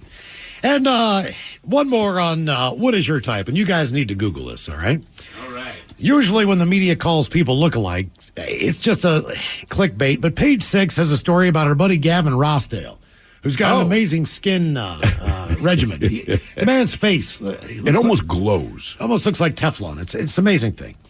He is now he's now got a new girlfriend. The woman's name is Zoana Zanetti with 2 X's. Ted, you spell this. What? X-A. I'm looking at Page 6 right now. She's 35 years old. They were in a vacation last week. Oh, my God. She is the lead singer in a band from Albania. Uh-huh. They say there's one rather large difference, well, 2, comparing her to Gwen Stefani. She is 35 years old. Gavin is 58 years old. But if you ever thought that Gwen Stefani, his ex-wife, had a sister who looks almost exactly like Gwen. Yeah. This is absolutely one of the strangest things. Like, even with the kids around, they're going to look and go, oh, my God, Dad. I think it's worse for the kid. Like, I get where he's coming from. Gwen Stefani's hot. I know and then that. If a Gwen Stefani lookalike says, I want to have sex with you, like, cool. But, yeah, the kids would be like, Dad, no offense, this is really effed up, man. Like, this is weird. What do you think, Ted? I mean, I've seen something close to like this. Me too. Person. I have as well. It's the damnedest thing. Yeah. Who would do that? Might even get the names wrong. Yeah. Have you never heard this story? All right, I'll tell you later. Can I tell him? Yeah, tell him. All right, so I've been working with Miles for a while, and I know the person he is dating at the time. Mm-hmm. So one day after work, I think maybe Miles was giving me back because my mom lived like kind of near where his kids live. So Miles being nice goes, "Hey, dude, I'll drop you off. We just got to pick up my kids first." And I say, "Cool." And I had never met the first wife. Go, we say hi. He just gets in the car and he goes, "Not a word." And I go, "What?" He goes, "You do not." It's like, I know what I can look at you and see what you're thinking. There was a resemblance. Don't say anything. Miles is a type? Yeah. We're going to start calling him Gavin. Don't say anything. That's what I was like. It's really weird because, listen, Gavin Rousdale's pulling a Miles. Yeah. That's why I pulled the story up. Because I'm like, dude, I know this story. I've seen this story before. I'm bad with names. Yeah. Right? Like, I dated an Amanda, then the next girl I went out with was an Amanda. Okay. Well, that Same kinda color helps. hair. Yeah, right. And then there was a weird 3-year period where I, like, only dated girls named Molly. And There's more than one? Yeah. Oh. One was, like, a serious one. Yeah, the yeah. other two were kind of quicker, but I was just like, what is going on? Amanda's here? and Because I Molly's. knew one of your Mollies, but other than that, the only Mollies I knew were dogs. Including mine. Maybe that's why my dog likes you, Ted. Just somehow knows Ted likes Right. Molly's. I'm a Molly. Maybe. Because she barks at everybody, but somehow she likes I you. used to have a young cousin. Her name is Bailey. All right. So at one point in time, I was going through all the people that I know with what I consider to be A dog name. Dog names. Yeah. Bailey's definitely a dog. Yeah, and I think when I started counting all the people that I knew in my life that had dog names, I knew about 15 or 20. It was huge for a while. But this said, all right, so Miles clearly has a type, but what I thought was very odd was the woman you were dating that looked a lot like your ex-wife also had a dog named Miles. It was, yeah. And yeah. I'm like, dude, this is all just... There was a lot granted, going on. She had named the dog before she knew him, but it was still like, are you effing kidding me? There were flags everywhere. I mean, yeah, dude. I went, do, just chomping through the puddle. I don't care. Everything about that scenario, a little strange. You look like his first wife, but your dog's named after him. Cool. It's all true. It's all true. I can't. I'm guilty. Guilty as charged. Don't say a word. I know what you're thinking. Not one word. I know what you're thinking. And Mike, you know me. What do you mean? Well, I had to do this with my mother. What could I possibly be talking about? I had to do this with my brother. I had to do this with my sister. I had to do this with every single person I knew. Don't you say a word. Okay, Gavin. Hello, Zach. Welcome to the men's room. Carbon copy. Yeah. Hola. Zach, how are you? Hola, Betolas. Hola. All right, Zach, let's go with this one. Zach, what is your road rage story? What is your road rage story? Have you been involved with anything like that? I drive from SeaTac to Seattle back and forth every day, so I got a million of them. But I would say I had one lady, and she didn't know it. She's, Caucasian, but she had a sticker on the back of her bumper sticker, which read, white people made this America. And then had like a picture of like a native guy with an X on it, and I happen to be Native American. Damn, so that's a lot.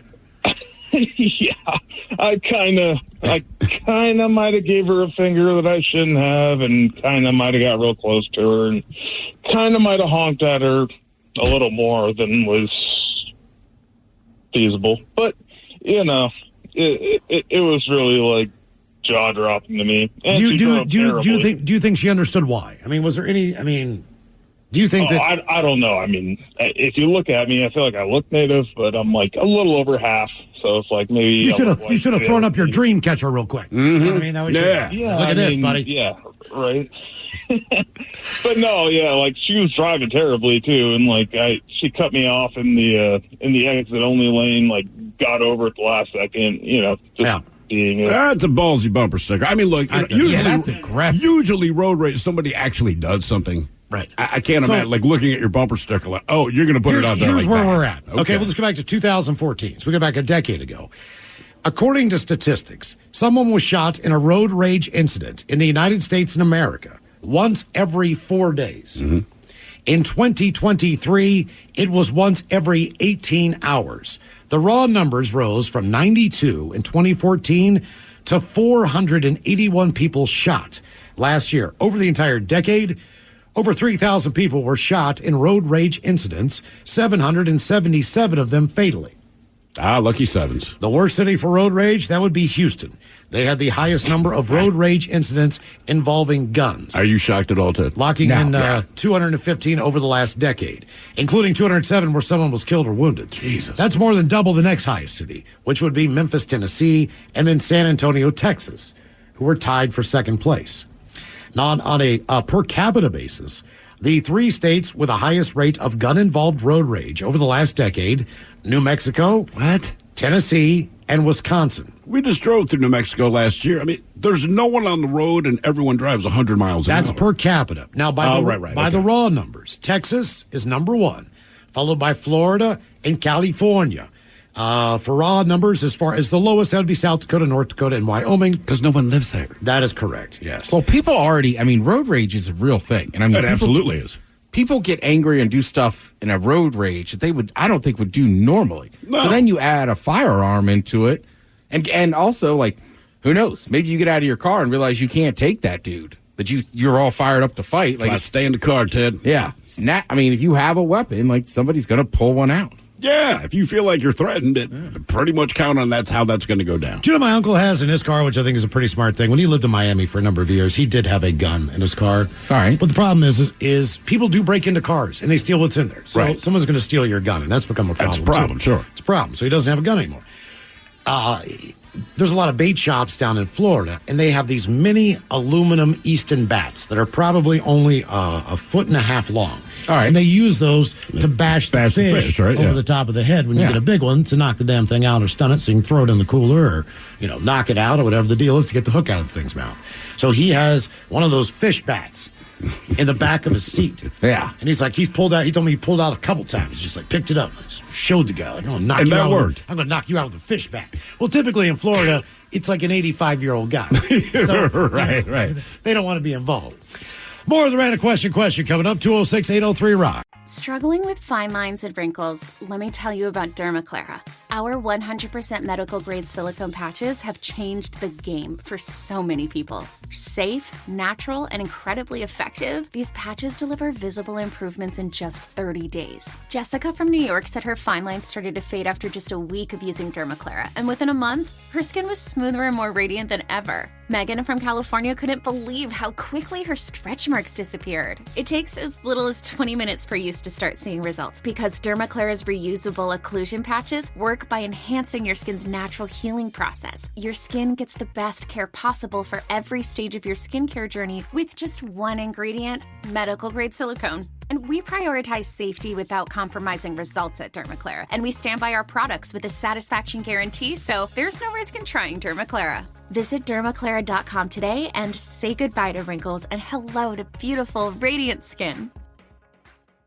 Start your summer road trip at Midas and get up to $30 off your next repair service. Plus, get a free closer look vehicle check to make sure you're road trip ready. So if you need a brake service, an alignment check, or tune-up, hit up Midas for up to $30 off. For more details, request your appointment at Midas.com. For those in the market for flavor, there's Modelo Spiked Aguas Frescas, a flavorful drink that's a modern twist on a Mexican street classic with 4 vibrant and refreshing flavors. Pineapple, watermelon, hibiscus, and cucumber lime. Made with a splash of real fruit juice. Modelo Spiked Aguas Frescas are perfect for any fiesta, small or big. Modelo Spiked Aguas Frescas, boldly authentic, vibrantly flavorful. Drink responsibly. Modelo Spiked Aguas Frescas flavored beers imported by Crown Imports, Chicago, Illinois. Hibiscus contains juice only for color. I was doing an extraction. It took me 10-15 minutes to get the tooth out. Mm-hmm. And the patient was like, well, why did it cost that much money if it only took you that amount of time? And I politely responded, you're not paying me for the amount of time it took. You're paying me for the amount of time it took me to be trained to do it for you in this short amount of time. Dental Soundbites, created for dentists by dentists. For sure, respect. Absolutely. Respect. Mic drop. Yeah. Dental Soundbites. Listen now wherever you get your podcasts. 99.9 KISW. The Men's Room returns with Miles and Thrill.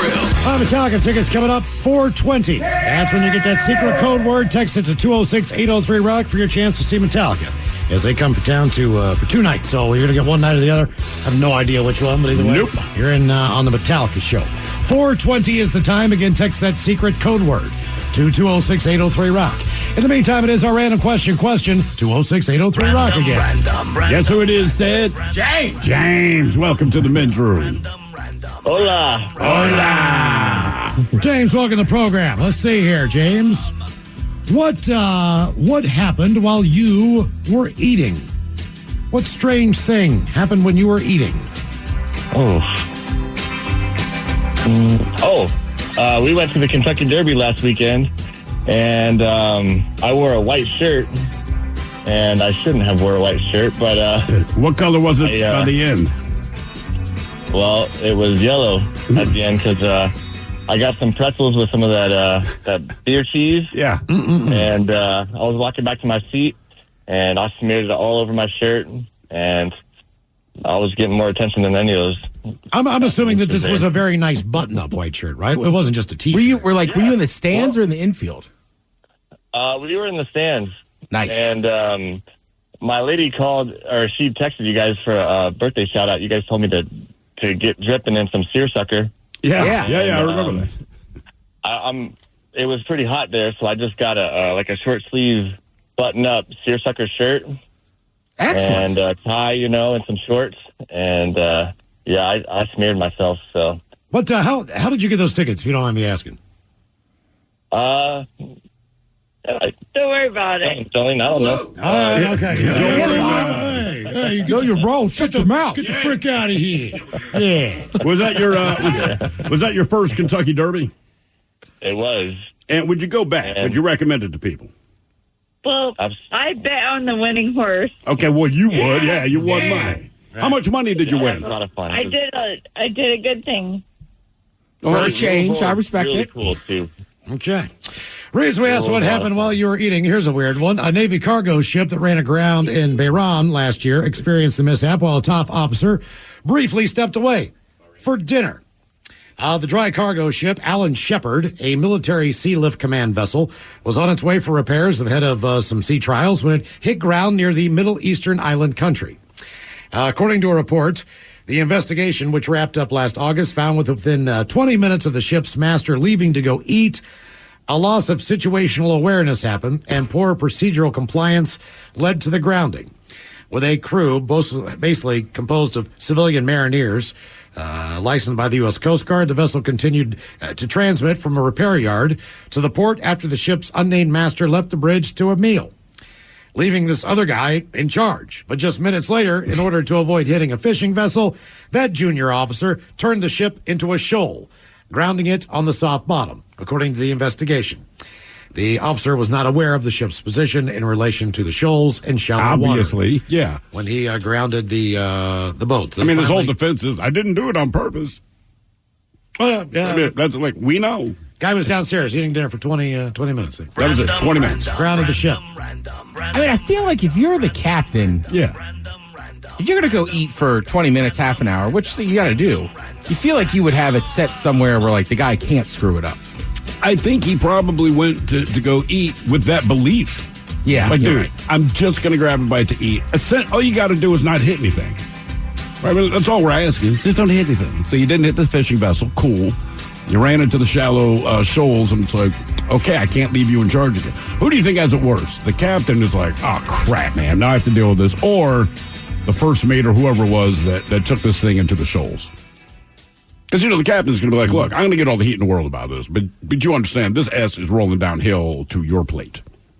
The captain. I think I'd rather be the captain. Like, look, I understand I'm in trouble. I know the protocols are not followed, but, man, I wasn't there. I was eating. You know what I mean? This guy, that guy's just not going to get promoted again. No. Probably not. Ever. Think about how many times have you been on a boat and they're like, dude, go ahead, take the wheel. Right, just for a little bit, because they assume in that brief amount of time that you've taken the wheel, you're not going to wipe out, you're not going to hit anything. And this guy, 20 minutes, it's a Navy vessel, bro. This is not our little 14-foot boat here. This is a problem. Yeah. God. Hello, Jess. Welcome to the men's room. Hola. Hola. Jess, welcome to the program. Random question. All right, we had a caller earlier that said if you were to break into his car, he had about 15 CDs on his visor, and he had an aftermarket CD player. What would you say is the oldest piece of technology that you still use? Actively, I would say the original Nintendo NES with Mario 1, 2, and 3. Wow. Okay. And you're still rocking that thing? Oh, heck yeah. Okay. Do you play any of the newer video games, or you're like, hey, man, this is the one. That's all I need? So my soon-to-be husband, he's really big in, like, he's actually sitting right next to me using his Meta Quest thing, VR. It's kind of cool, but there's, like, so many functions, and then he does, like, PS5. I started to get into Battlefield yesterday, and then he was kind of, like, doing that thing where he's like, no, you got to go here, and you got to push this, and I'm like, I got game rage, and I just kind of was like, I want to play it on my own terms. Let me find out the hard way. Right. How is the new Meta VR thing? Because my kid has the Oculus, and he plays whatever the hell he plays, but I've heard the Meta thing is supposed to be, like, complete next level. It is. Oh, my goodness. So I got you guys on speakerphone, and he's like, it is. And he showed me, it's so cool. Like, there's these apps where you can, some of them you have to pay for, but, like, he showed me this one where you can actually go, like, scuba diving, and it's so realistic. I mean, you're, like, in the water, and I almost accidentally kicked one of our cats. You know, I mean, it's very, very cool. Okay. All right. He even got the bends because it came up too quick. Now, are there any porn games on there? Because I want to say some of the VR stuff, aren't they offering pay porn? Where's the splash zone? Yeah, according to him, yes, there are. According to him. I trust him. I think he's probably telling us the truth. That's a weird charge on your joint card. I'll tell you this. I will say this. In a reverse mechanism of the question, if I could go back and use old technology on anything that I could right now, that would be a concert ticket. Not an airplane ticket, because you know what? I'm fine just saving that in my wallet, using that when I go to the airport. Sure. But I'm going to go to the Stones on Wednesday night. I would love to be able to just have the actual ticket stub. Just sure. the ticket. And I mean, so I can... It's a piece of memorabilia. That's exactly what it is, you went to man. the show. I used to collect my concert tickets. I still got all mine. And anymore, I'm not, not that I've forgotten about shows, but there's a lot of shows where I just wish that I could say, like, oh, yeah. But I was there. Nothing's going to jar your memory that already exists in your home. If someone else doesn't bring it up, you're not going to remember. I got a box full of all that kind of crap, and my kids were flipping through, and they honestly did not know what the ticket stubs were, right? So they have a band name, a date, and all this, and they're like, what is this for? So, well, dude, it's a ticket stub. So when concerts were much cheaper, the one souvenir you got just by going to, if you couldn't afford a T-shirt or the program or regular, all that stuff's probably, but you got this ticket stub, and it sounds stupid, but like, man, that, if nothing else, you got the souvenir, man, and you keep it to remind yourself. And it's always interesting to me to look at the dates. Right. You know, the KISS reunion tour, 1994. I would pay $5. I don't know what the technology issue is on why they don't still have those tickets. I'm sure there's something that's, that makes sense. Cheaper. Saves some money. They're not paying for the paper. I would pay $5 to have, even if it had to have a hologram, whatever the deal is, to make sure that it doesn't get counterfeited, to have a mailed ticket. The thing is, you'd want the actual ticket. It's like for a while there, remember you had to print off your tickets? But like, I don't want to print a copy either. That doesn't seem as cool. That wasn't nearly as cool. I bought a ticket. I bought a ticket. I want a ticket. I agree, man. It's called a ticket. You buy the ticket. I want a ticket. Especially as much as they charge now with all these BS fees that do not exist anywhere outside of this country, right? So I don't even know what we're paying for. Oh, we got transparent pricing. But gouge. Convenience, all this crap. I'm like, man, not that it would make your ticket prices worth it, but I would definitely be a lot happier if I got to keep the frickin' stuff, man. Yeah, I've got. I used to keep them, when I was younger, and I still have all those tickets, and I know they're in a box somewhere, and I know I'm going to go back and go, wow, man, I saw some cool stuff. Just a lot of it's just skipped my mind. Well, a lot of it for me is sporting events, right? So I remember most of the concerts I went to, but a specific Ravens game. Right, so I've got some ticket stubs. You're like, right, I went to a lot of games. Like, oh, God, this is the one where Jamal Lewis broke the rushing record. Or this is the first time they went to the playoffs. Stuff like that. When you look at the date, you're like, oh, yeah. And typically it brings back a good memory. Yeah. Right? I feel like NFL is easier. Like, when I had my Sounders season ticket, I just went to so many games. Like, outside of like a Like, there's just so many regular season games you forget about. Sure. Like, oh, yeah, I was there. My pride and joy is my Super Bowl ticket. And anyone who's been to a Super Bowl, if you kept that ticket, like, that is your prize ticket. I've been trying to get it back for years. Come on, man. Ex-wife's got it. I can't get it back. Look, she still has hers, too. I know that. You just want the one that you use. That's it. I mean, you don't need two because you went solo. Yeah, you know. because I would frame that bad boy. Yeah, I got mine. Because I'm still I have in a feeling the, in my lifetime I'm never going to see that again.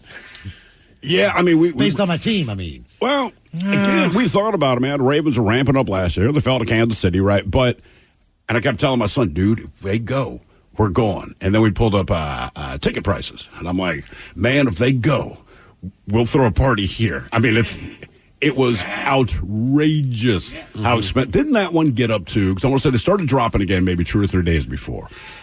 But I want to say, clicking up to the Super Bowl, you got those 2 weeks between the championship game and the Super Bowl, it reached like the highest prices they'd ever seen. Like $10,000, $20,000 people were spending to go to the Super Bowl. And I'm like, bro, we are not made of that kind of money. So just a quick search right now shows that the ticket cost of a 2024 Super Bowl was $6,500.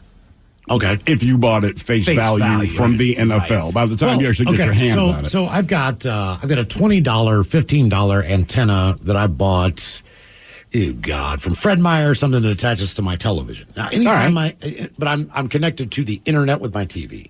So anytime the internet is down or slow or is not working or whatever, then I use the old technology and basically just pick up the TV signals that are floating through the air. Yeah. Believe it or not, in the Seattle area, there's about 40 or 50 channels that are absolutely free. Yeah. And there's also some of those channels that I don't get with my internet stuff. So a lot of times the Sounders would end up on Joe TV or whatever, and if I wanted to watch the match, then I could watch it on the antenna. So I'd be like, I'm in antenna mode, and I'd scroll through and just. There's also some weird little channels on the antenna mode that you don't even get on cable. Yeah, there's some old. Like movies and stuff. Crazy crap. But it's you kind of get stuck on this stuff, as far as the channels are concerned. But I will say this, because people come over to my house and go, oh, you have a nice collection of vinyl. And I keep, for whatever reason, I just like, you know what? I'm not really a collector of it. These are just albums that I bought over the years that I've listened to or either gotten from a radio station or whatever the deal is. It's like the tickets, though. I don't have an album in there that's worth any money. I listen to every single one of these things. I got 2 that are worth money, but I bought the double so I could listen to one comfortably, and then the other one. But like last night, 2 hours, listened to albums for at least 2 hours last night. Just hanging out at home. I don't even think to myself that's antiquated technology because it's come back because it's popular again. Right. There in the 80s and 90s, man, people always gave me looks, and I'm like, look, man, I just don't like CDs. I'm sorry, I just don't. I never have. It's not for any reason. But that's antiquated technology. That definitely is, but I'm like, I've just always liked vinyl, and maybe I was just stubborn because that's what I grew up with, and I don't want to change. But now it's back into fashion, and what kind of irritates me about that is it costs me a hell of a lot more to buy the crap that I've always liked, right? So all the Johnny come lately is like, that's cool, and I'm glad the vinyl gets this resurgence, but you've jacked my prices up about $15 per album now. So back when everyone thought I was an idiot, look, I'll be stupid, but I like my music, and it doesn't cost me a lot. Right. Now, even turntables, the price has gone through the roof now because everyone's buying. Like, thanks. Thanks. I got a neighbor who parks on the street. And this is kind of funny just based on, obviously there's a lot of car prowling and a lot of theft that goes on in that world.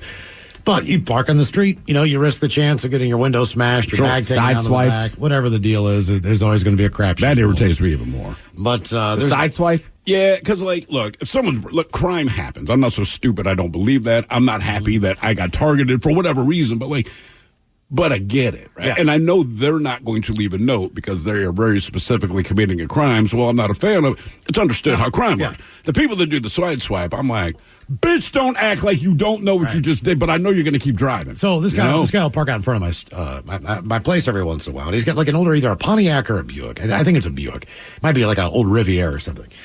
But he pulled in one day. I was taking out the trash, and he pulled up right in front of where my house is. And I'm always cordial to him. I've seen him a few times outside smoking, whatever. Hey, brother, how you doing, man? Whatever. So I look in there. He's got a radar detector, and it is suction cupped up near the rear view mirror, and you can clearly see, the electronic cord coming down, which still plugs into a cigarette lighter, which I don't even think I have on my car.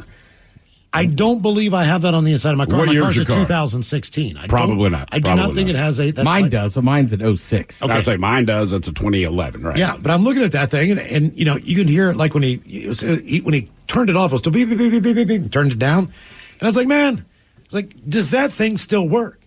Because I don't know. Did they update the guns or whatever? And he's like, yeah. He's like, it works, man. He's like, I drive with it all the time, and especially because I'm on I-5 a lot. And I'm like, I'll be damned. Is it legal or illegal in Washington State? Well, he's flying that flag. And the other thing is back to breaking into a car. Nobody gives a flying what about that thing. No one's going to break into his car to steal that. But when I grew up, game on. Those were huge. You would never leave one of those. I saw one last summer, and that was the first time I'd seen one, I feel like, in 15 years. My dad lived and died by those things, but he needed it. Because, he's never going to drive the speed limit, so it's like, I just need to know. Yeah, but I want to say... What was the name of the company? There was one company that kind of dominated the radar detector world for a while. And I know that I upgraded. I had two in my lifetime.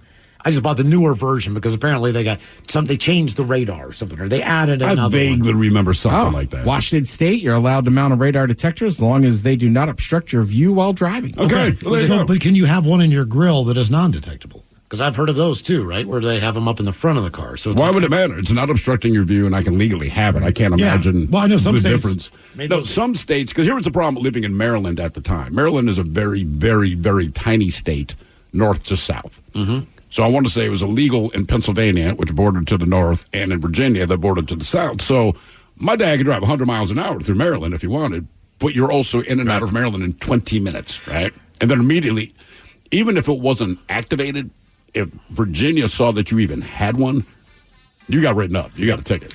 All right, so the reason there was always signs for that in firearms. Because getting into the district had much stricter gun laws, too. The reason we asked, what's the oldest tech that you use? They say a survey says 70% of American adults, about 183 million, now rely solely on mobile phones to make their phone calls.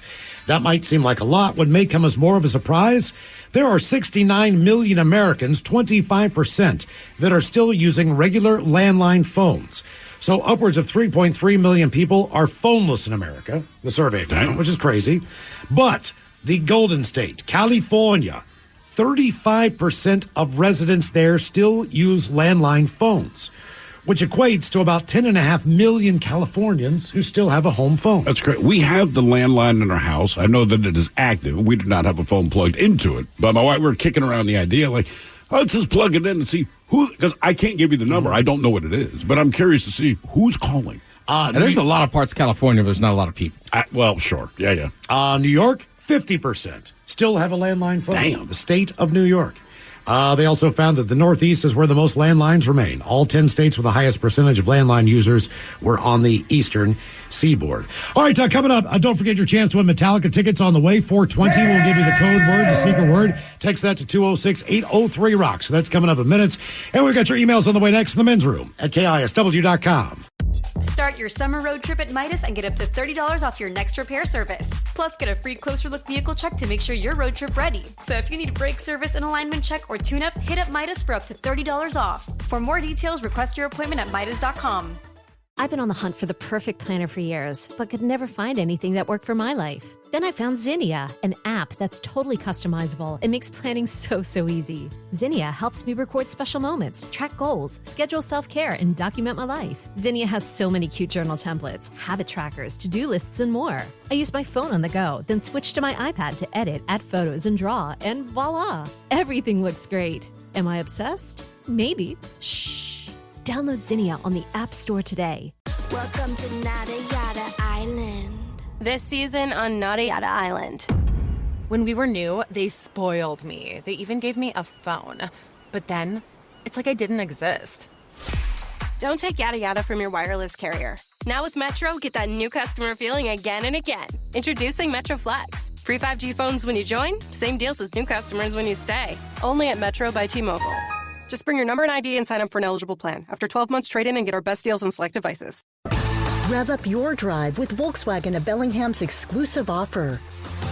For a limited time, get behind the wheel of a brand new 2024 Volkswagen Atlas, Taos, or Tiguan with 4.9% APR for 72 months. Head to Volkswagen at Bellingham today to drive home in style. This offer is only valid through March 4th. Terms and conditions apply. Visit Volkswagen at Bellingham.com to learn more.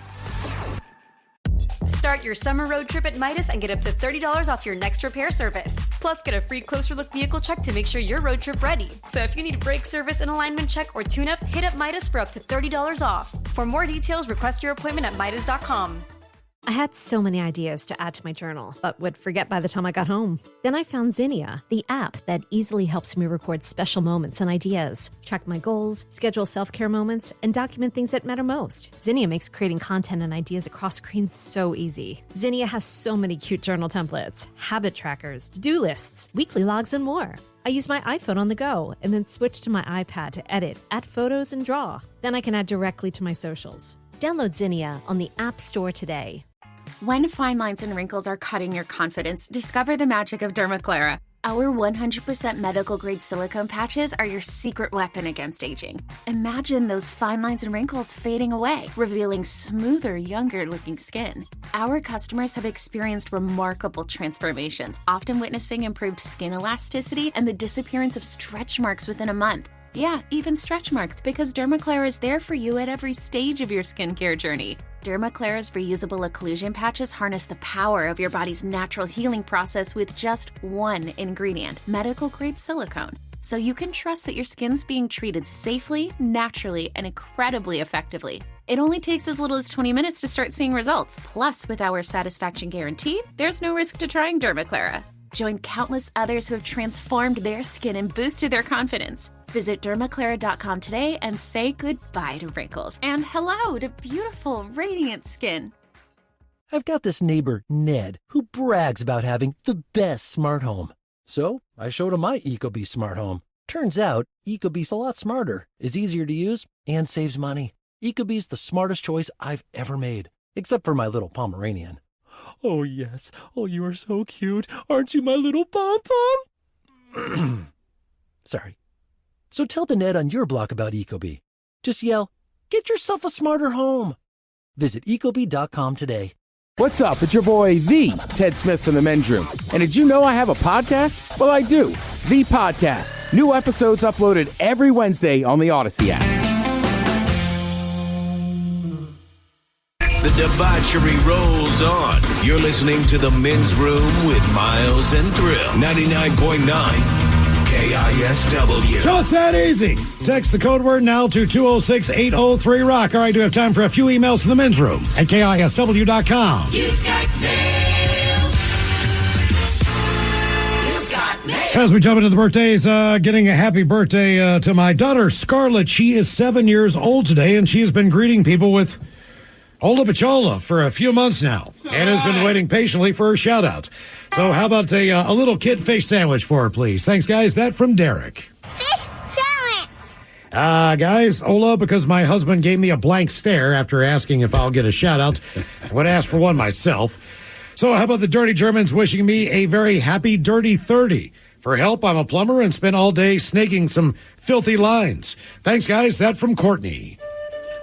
Courtney, tonight we will be snaking your quite dirty line. I'm down with this idea of having sex with the plumber.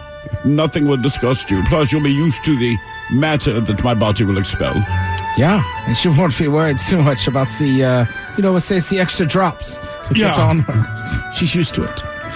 Gentlemen, today's my fiance, Ellie's 27th trip around the sun. If you could tell her what an awesome mom and fiance she is, that would be great. So could you get the Dirty Germans talking about baking homemade bread? And maybe the captain talking about all the fun he and the other mascots had on his 27th birthday.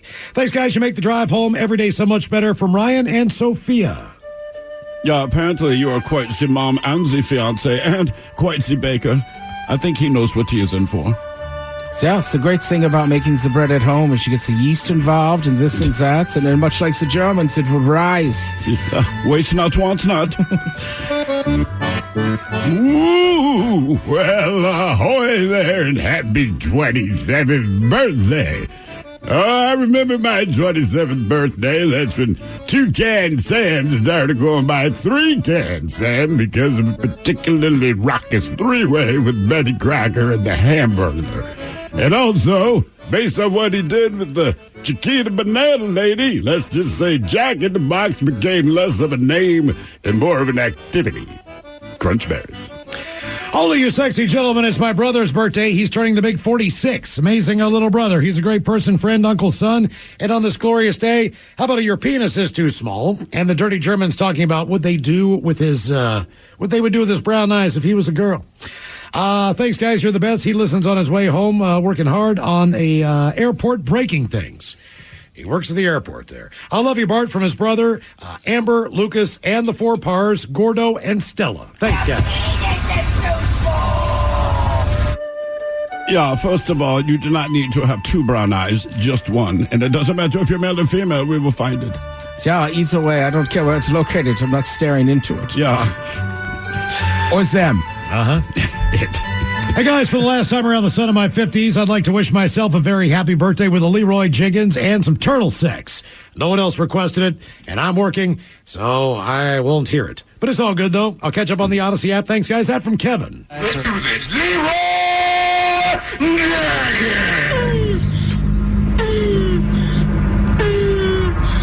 And what else we have here? One more. Birthday today. My little baby girl turned 25 years old today. 25? Yeah. That's crazy. Which is a crazy for me to even think that the time went by that fast. So, happy birthday, Kate. I hope you're enjoying. Well, a 10-hour difference, you're probably hammered. Yeah. I mean, let's just say it, man. At a club right now. So, in honor of your birthday there, I'm going to give you some real dad jokes. All right. From your dad. Let's go. Guys, I told a joke during my Zoom meeting, and no one laughed at all. No? So I'm not even remotely funny. What nut, Ted, is the angriest nut? The cashew?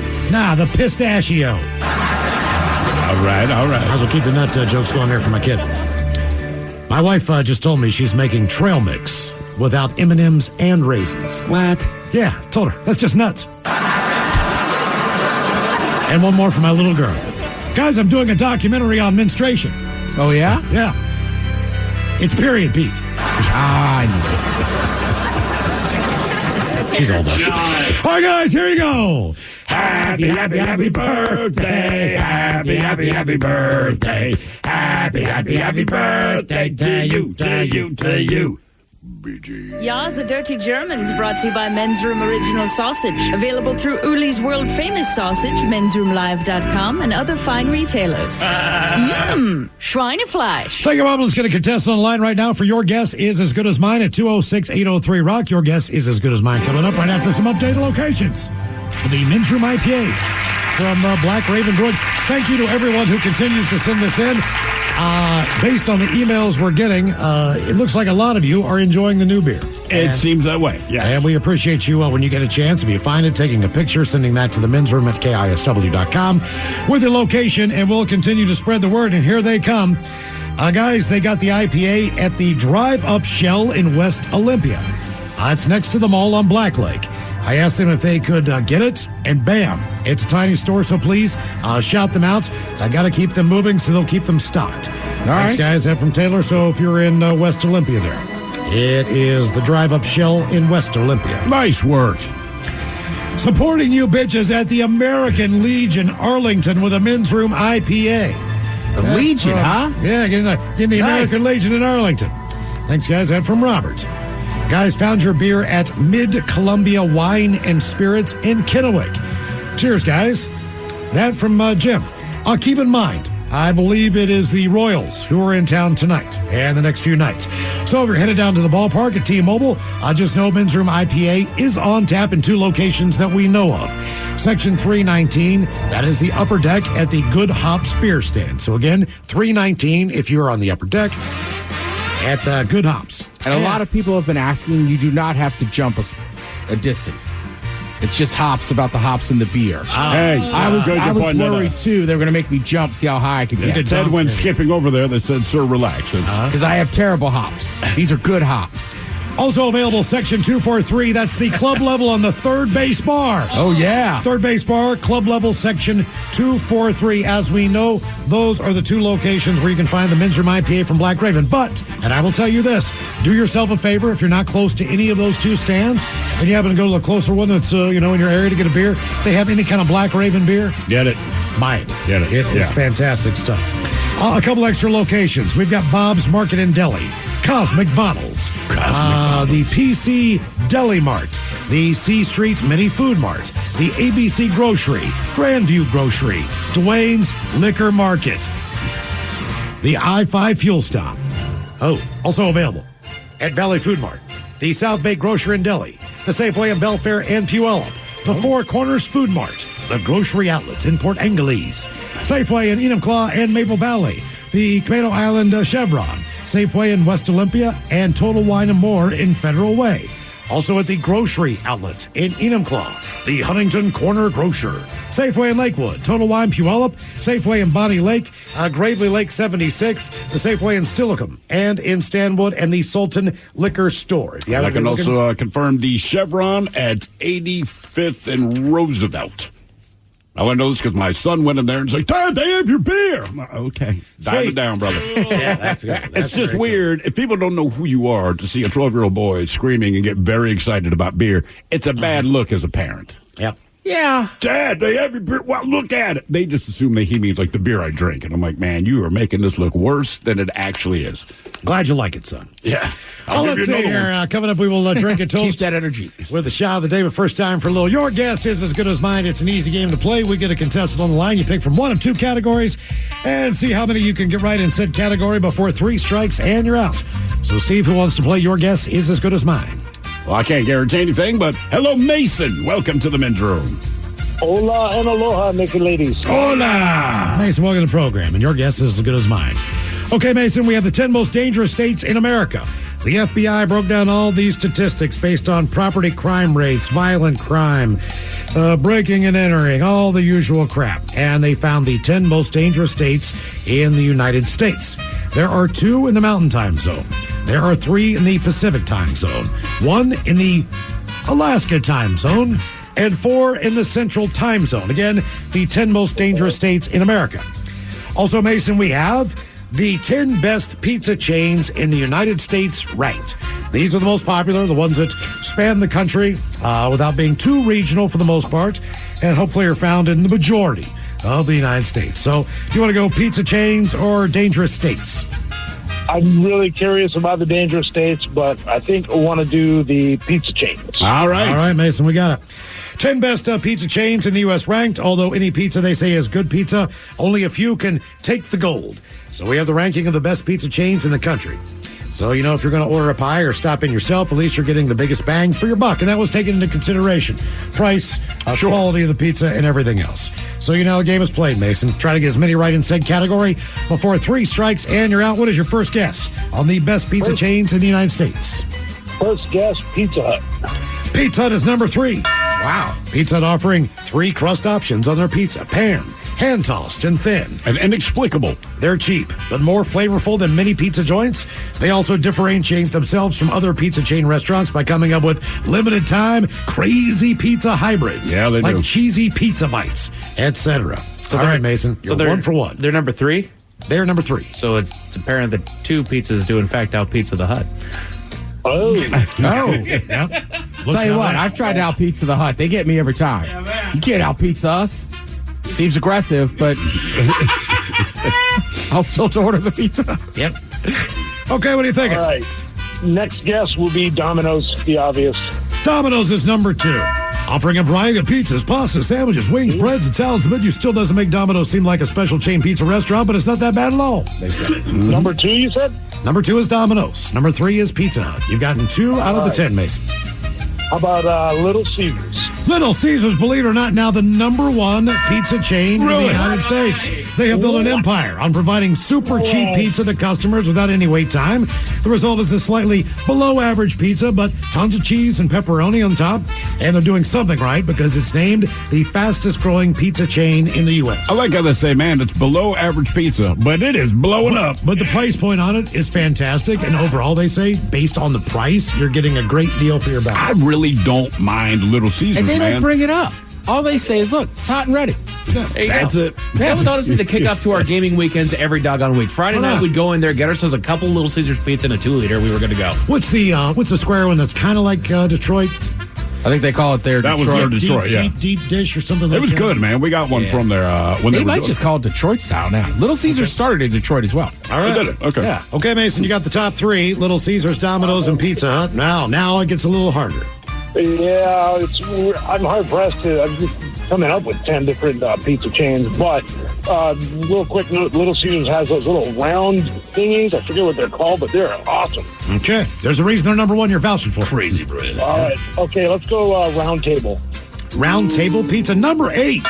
All right. I don't know that I've ever been to a Round Table. I have not. I haven't either. This themed pizza chain restaurant doesn't joke around with frozen dough. Round Table makes its dough fresh in each store, offers a variety of specialty pizzas and as well. Dude, I'd go Papa Murphy's.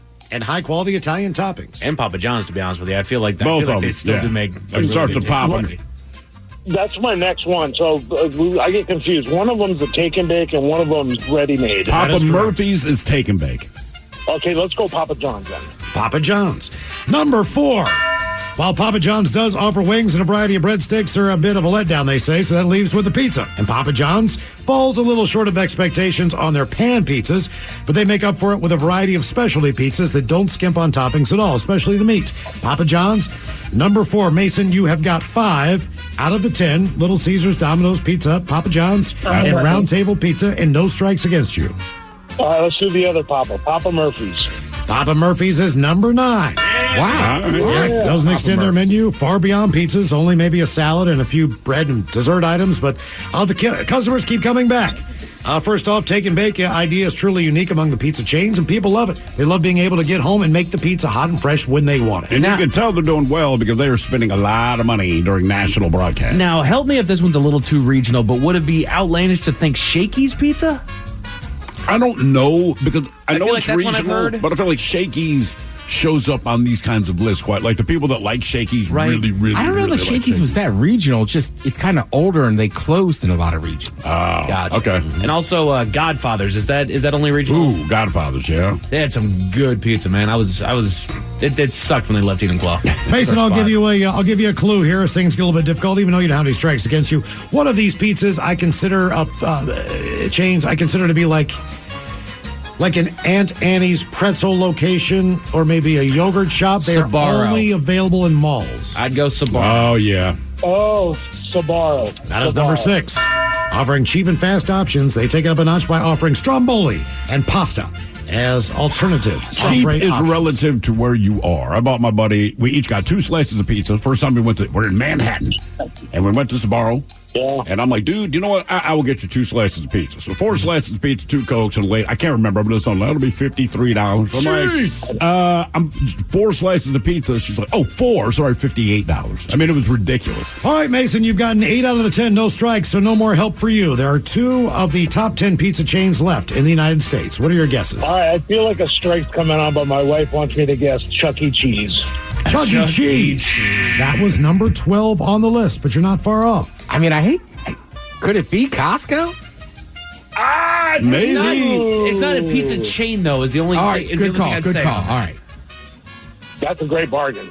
It's a Right, damn but it's fine not, bar. Mike's right. It's not a pizza chain. This is Right. pizza chains. Is Abby's a good enough pizza chain that's out there? No. I've never heard of it. I've Never heard of that one? Okay.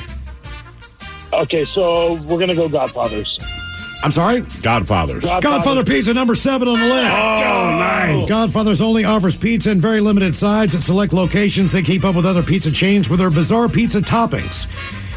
They have dessert pizzas. No. But as the author put it, alas, there are no Godfathers near where I live, so I don't know what to personally tell you about this one. They're fantastic, man. I loved Godfather's. Okay, My Mason. wife wants me to guess Alfie's, but I'm not going to because I think that's too regional. So we're going to go with Marco's. Marco's. Not Marco's. All right. I see the ad for it all the time. All right, so we got 2 strikes and we're missing 1. We're missing 1, and that's number 10. I'm right there with you, dude. I've been seeing a lot of ads for Marco's. What was number 5? I'm about to unfamiliar say, with did it. he get number 5? Sparrow. Yeah. What was number 6? Number 6 was Godfather, or I'm sorry. 6 was Sparrow. Okay. So does he have number 5? I don't think I put number 5 on here. I think I forgot to put All right, I'm with Mike. I'm looking at my list. I'm like, I think we're missing 5, 2. 6, 7, 8, 9. I know what the other one was. And Mason, you got it with Little Caesars because that was 11 or 12. So you got, I'm sorry, not Little Caesars, the Chuck E. Cheese. Chuck E. Cheese. Okay. So Chuck E. All Cheese right. is Chuck E. 10. Cheese. I see a lot of commercials for CC's. I've never been to one. I've never been there. And by the way, let your wife know she was right with Chuck E. Cheese. Again, I'll give you one more hint, Mason. Don't chime in because it's one strike remaining. This was another. Go ahead. Hint, please. You want the hint? Yes, please. Okay. Also, a lot of the times found in malls or mall location areas. Would this be named after a state? It would be. California Pizza Kitchen. You win. There you go. You got it, Mason. Nice job. You ran the table on pizza. You know your pizzas. Very good. Tough one, man. Little Caesars, Domino's, Pizza Hut, Papa John's, Sparrow, Godfather's, Round Table, Papa Murphy, California, and Chuck E. Cheese. Those are America's favorite pizza chains in order. What was number 5? I messed up the numbers on there, but I got 10. Yeah. One of those Mondays. Coming up, we'll drink and toast to the shot of the day. You are listening to The Men's Room.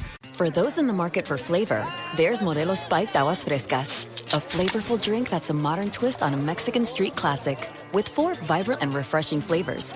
Pineapple, watermelon, hibiscus, and cucumber lime, made with a splash of real fruit juice. Modelo Spiked Aguas Frescas are perfect for any fiesta, small or big. Modelo Spiked Aguas Frescas, boldly authentic, vibrantly flavorful. Drink responsibly. Modelo Spiked Aguas Frescas flavored beers imported by Crown Imports, Chicago, Illinois. Hibiscus contains juice only for color. Tired of fine lines and wrinkles? Dermaclara has the solution. Our 100% medical grade silicone patches are designed to naturally reduce wrinkles and improve skin texture. Safe, effective, and reusable, these patches deliver visible results in as little as 20 minutes and lasting results in just 30 days. Our customers rave about their transformations. Plus, with our satisfaction guarantee, you can try Dermacare risk-free. Discover the power of natural skincare at dermaclara.com and say hello to youthful, radiant skin. Start your summer road trip at Midas and get up to $30 off your next repair service. Plus, get a free closer look vehicle check to make sure you're road trip ready. So if you need a brake service, an alignment check, or tune-up, hit up Midas for up to $30 off. For more details, request your appointment at Midas.com. I was doing an extraction. It took me like 10-15 minutes to get the tooth out. And the patient was like, well, why did it cost that much money if it only took you that amount of time? Dental sound bites, created for dentists by dentists. Listen now wherever you get your podcasts. 99.9 KISW. The shenanigans continue. This is the Men's Room with Miles and Thrill. All right, count of minutes. We'll drink and toast with the shot of the day. And we do have your headlines on the way at 5:50. But first, quick check out with Mike Hawk and some of the stories and headlines he is not working on. Well, thank you, Miles. The global fertility rate is dropping to a concerning level. Why is it concerning? You think we're going to run out of people? The whole thing is that it's dropping. The birth rate is dropping to a level to where our population is not going to be constant. Now, when I read that, I was... like, weren't we having some population issues in general? You're going to have fewer mouths to feed, fewer strains on energy resources, fewer strain on resources, and in the end, it's not like you're going to run out of people. Right, and I understand what they're saying, that, you know, if the next generation after us, if it's too small and it's, you know, after a while, a lot of these things that we enjoy today are not going to be available tomorrow, sort of a thing. Like what? I'm just curious to know, like, a smaller playground? I mean, I don't know that that's cause for concern. When there's fewer people, they're going to have more of an opportunity to go and do what they want to do versus what they have to do, and so there's some jobs that people would like other people to do, and if you have the option of going to A or B and you choose B, then you lose A. Is what I'm talking about. Sounds like something you can kind of resolve, but hey, I feel like that's and that's my other thing. It's not like tomorrow all of a sudden we're not going to have a new workforce. We're going to be able to adjust to these things. Well, the other thing is too, like, you just can't afford it. Right. Exactly. You know, it's ridiculous prices, strain on resources. Like, who cares? It'd be one thing if you said people are going sterile. You go, oh, that's a problem. Right. The inability to procreate, but if you're choosing not to, who cares? And I think that does factor into it plenty, is that because it is the global fertility rate is dropping. Oh, fertility. Right. Partner that with the fact that couples are having fewer and fewer kids. Like, yeah. You guys made it horribly inexpensive. Yeah. Or inexpensive. I get it. Horribly expensive. Yes. Unaffordable. A UFO whistleblower is telling his story of witnessing. UFOs had whistles.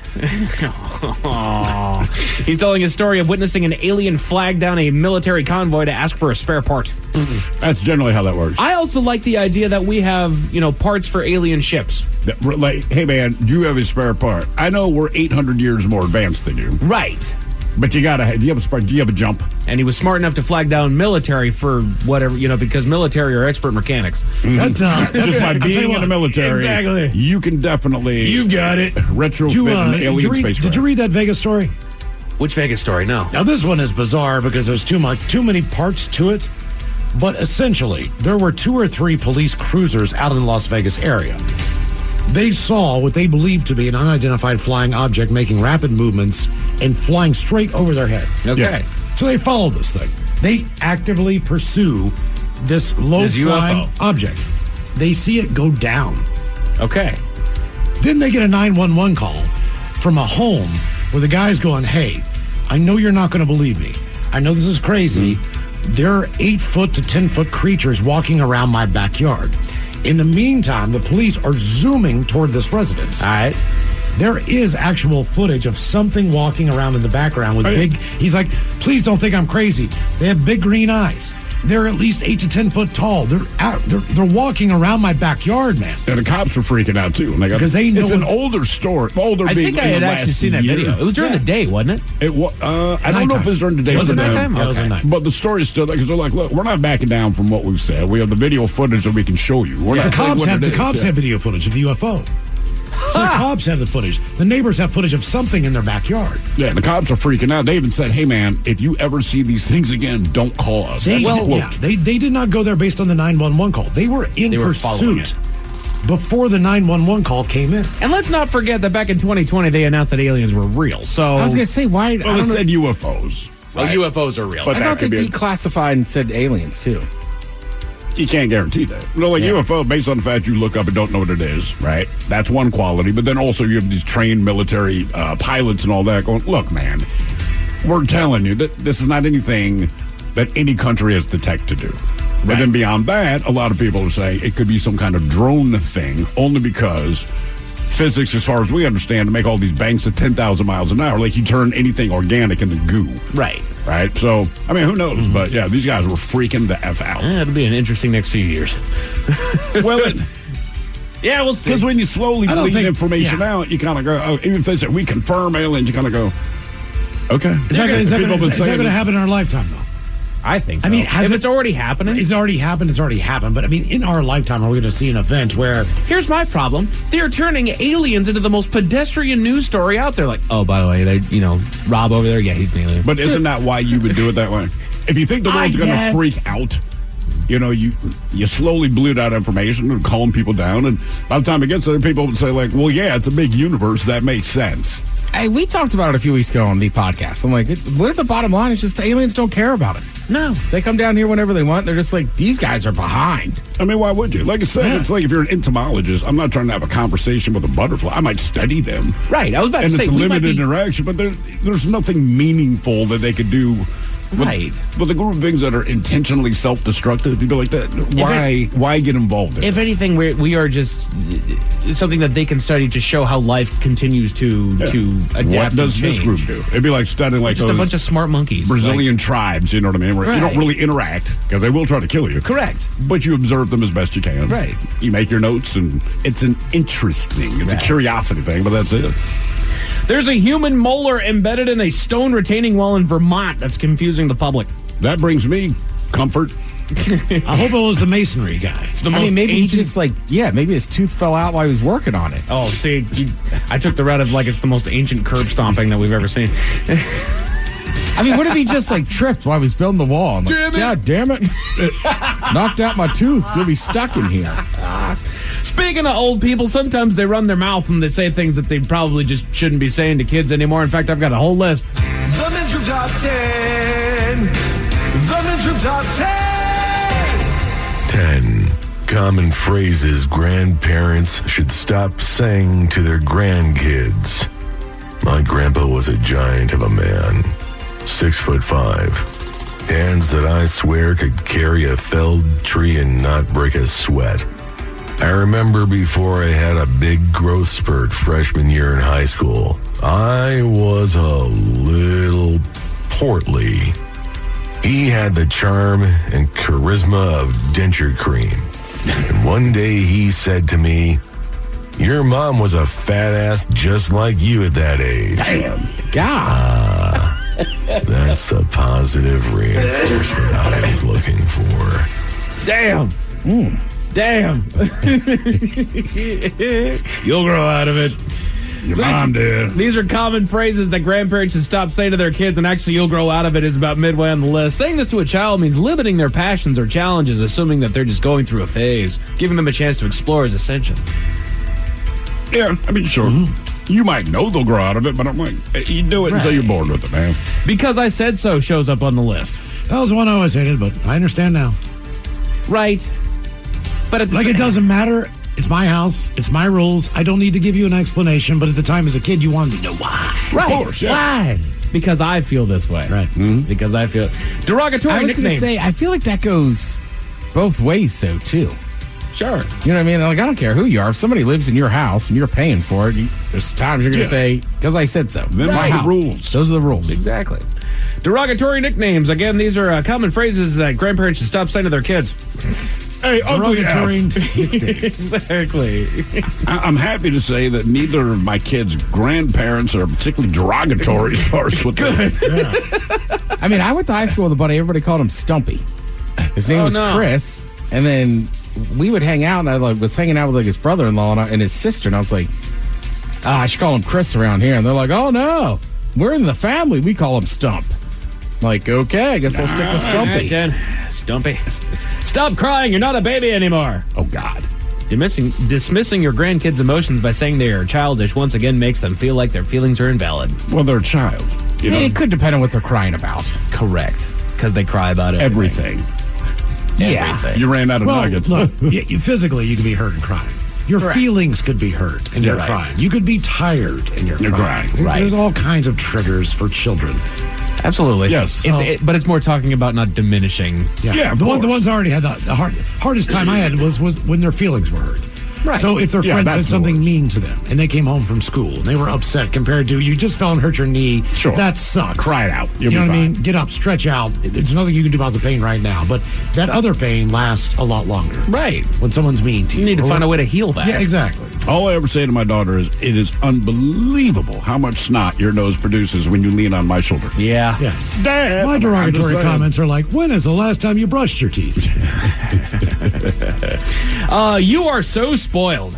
Calling a grandchild spoiled can do more harm than good, affecting their self-esteem and relationships. You know who hooks up with kids? Grandparents. Don't buy them this for Christmas. They don't need this. Do not take them to the grandkids. Right. They don't need it. The grandparent, they're on it, man. Yeah, they hear that and say, I'm buying it. Right, exactly. You're being too sensitive. Telling your grandkids they're too sensitive or emotional might make them feel their feelings aren't valid. This could lead them to keep their true feelings to themselves later on, worrying they'll be dismissed again. Ringo Starr brought you that one. I'm gonna buy just annoying things. Hell yeah! If I ever have a grandkid, I mean, whatever it is. That's what grandparents do. Is it loud? Is it noisy? Does it have 2,000 pieces? That's what I do with my niece and nephew now. How can I make this living hell on my own children? Yeah, I did not buy my kids things that took batteries because things that took batteries made noise. Your sister or brother is better than you. I don't know what what grandparent is saying that to their grandchild, but that on its surface should be kind of obvious that you shouldn't say that. Again, these are common phrases grandparents should stop saying to their grandkids. You've gained weight. Guess what? Your grandkids are going to do that. Yeah. Thanks. My nephew is heavier than he was 2 years ago. Hell, he's heavier than he was 6 months ago. Yeah. He's kind of in that moment. I did have a moment. We had a family reunion not too long ago, this last summer actually. And when I got there, I hadn't seen my uncle in a long time. And his first thing that he says to me when he sees me is, "Mike, good to see that you haven't missed a meal." Thanks, Uncle. And some people they just do that stuff all the time. Yeah, right. They just happen to now be a grandparent. Right. No, you're right. It's not because of their grandparent. It's like they've always been kind of a douche. Now they just have a grandkid. Like, hey. And some people are just like, I'm not excusing it, but they're just terrible with other people. They don't know how to interact, and they always start with an insult. So like, okay, do you feel better? Right. You know, or it's like, all right, well, this is why people don't want to hang out with you. Right. I would also say, I think it's old people. Like my grandfather he would say horrible, horrible stuff. There's no filter. No. Yeah. Even my grandmother I talked to yesterday, she's 98 years old. She calls it like she sees it. It's not it's just, she calls it like she sees it. And based on when she grew up, she just is like, she'll still say the R word. Right. You know, when it comes to like, well, down the street, we got to take care of Linda because her kids have... And it's like, Grandma! Easy! Grandma! Well, we're going to make them cookies or take them down there because, she's can't do much because her kids are... Right. I'm like, you were a nurse for 41 years. You can't say that word. Right. It's like, we used it all the time. We put it on our charts. I'm like, Grandma. I know you did. You can't use the... There's other things that are on other charts that aren't acceptable anymore either. Trust me. Yeah, you can't say that word. I'm not African. My birth certificate was well, she's an adult, but she's still a... Oh, God. Oh, God. Grandma. She still needs a supervisor, I mean, she can't drive or nothing. Golly. She looks like she's ready to ride a bike in any minute. Yeah. She walks to get the mail with a helmet on. Is that what she told it? Damn it, man. No, but that's the kind of crap that come out of her mouth. Don't tell your parents. Telling your grandchildren to keep secrets from their parents can create trust issues within a family. Yeah, only let one parent tell your kid about not telling the other parent. All right. Don't tell your mom. Don't tell your mom. Exactly.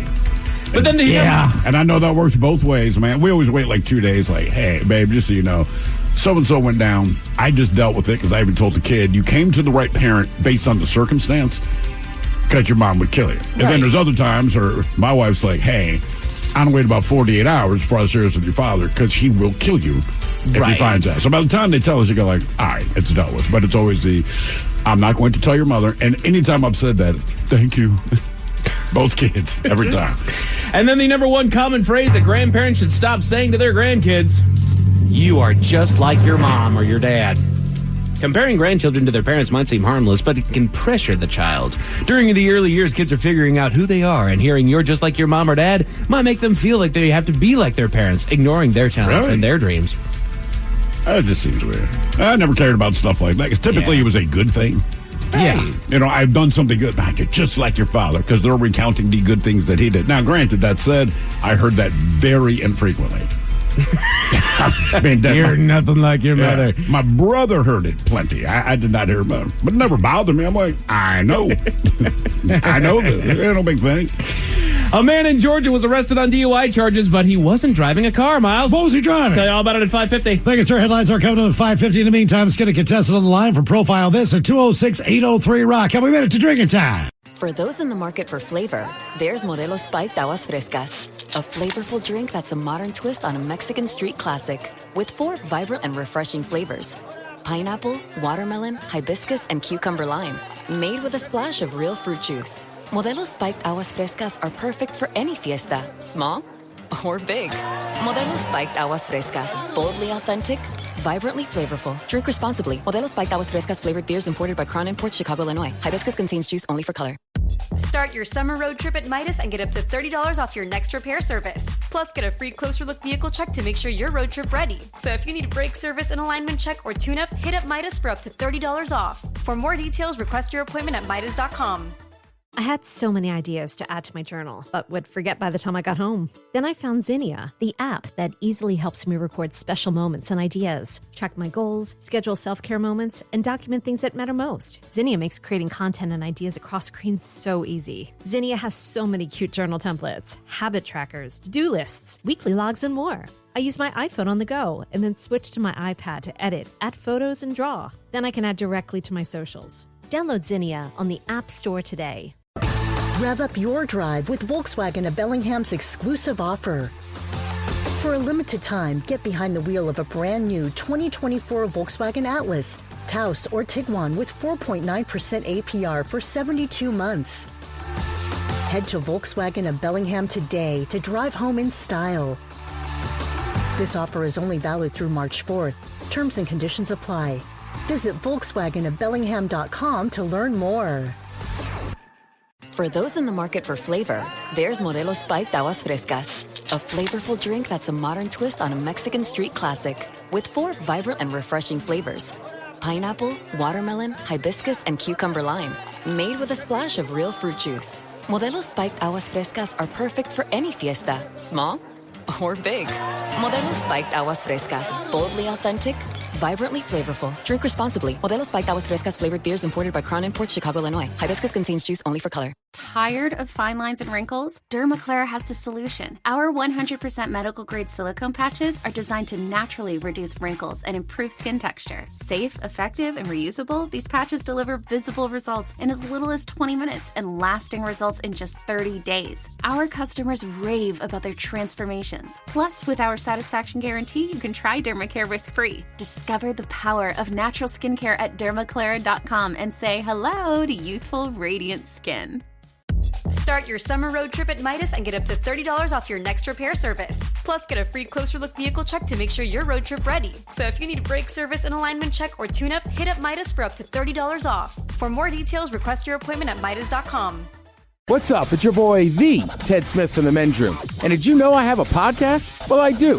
The Podcast. New episodes uploaded every Wednesday on the Odyssey app. Somebody out there deserves to be recognized. And the Men's Room knows just who it is. So to you, we say, bottoms up, sailor. You're the toast of our shot of the day. Drink time it is, and as usual, we head to the drink desk and Stephen Throwhill to find out who we're toasting. Yes, indeed. And today we toast Thomas Jefferson University of Philadelphia, Pennsylvania. Now, last Thursday, the nursing school there, they held its graduation ceremony. But first, let me just say, there is only one reason why I don't work at the United Nations as a Mandarin Chinese interpreter. And that reason is that I do not speak Mandarin Chinese. So with that in mind, if you work as an announcer at a college graduation, maybe know how to pronounce the names of the students that you're calling to the stage. But keep in mind, we're not talking about names like Agamemnon Gambubu or Quelidarius Natacho Steiningrad. We're talking about names like Elizabeth and Thomas. So the announcer actually was so bad that they swapped in a different person halfway through. But I'm going to let you take a listen to some of the names from the graduation ceremony from Thomas Jefferson University, and then I will tell you the name that this person was attempting. Jessica Lynn Bauer. Jessica, that would be Jessica Lynn Bauer. We move forward. Efuni Batista Santos. That would be Stephanie Batista Santos. Efuni Batista Santos. So we've had Jessica, we've had Stephanie. For most people, these are not names to struggle with. Here's your next one. Alisuna Cole Bishop. Her name is Allison Nicole Bishop. I don't know how she got there. We got a few more. Hang on. Maricelin Brabazan Carr.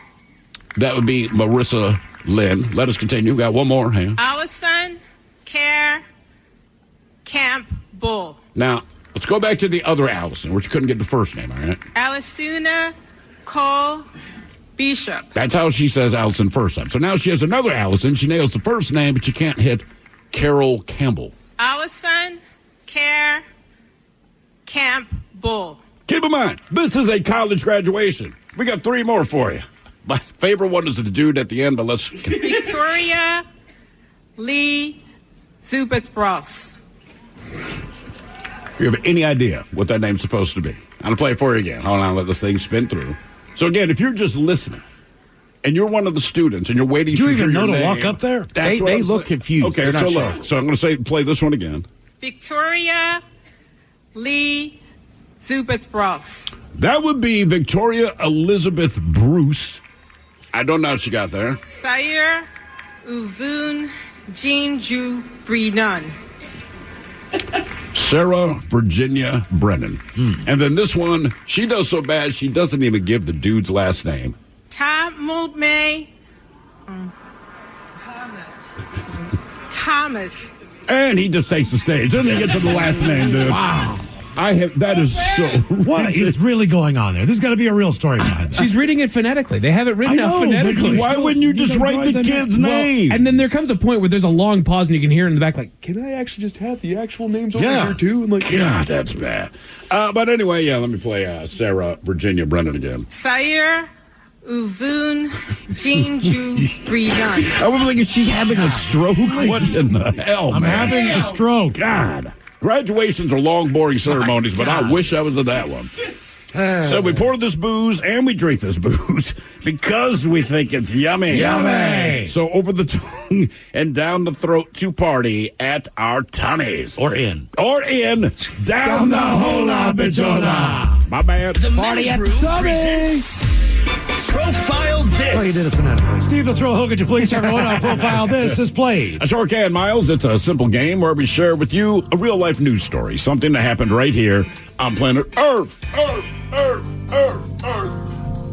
And as you listen to the story, based on the stereotypes you believe to be true of people and the decisions that people make, we'll ask you what it is you think makes the story a story. Hello, Manny. Welcome to the Men's Room. Hola. Hola. All right, Manny, you understand how this here game is played? Yes, sir. Well, you have your choice of one of three stories. Today, we offer you Bite Me. In other words, what did somebody find in their food? Hit Me with Your Best Shot, where you guess the unconventional weapon that someone chose to use as a weapon. And finally, Animalize This, where you guess the animal responsible for causing the problem. Let's do Animalize This.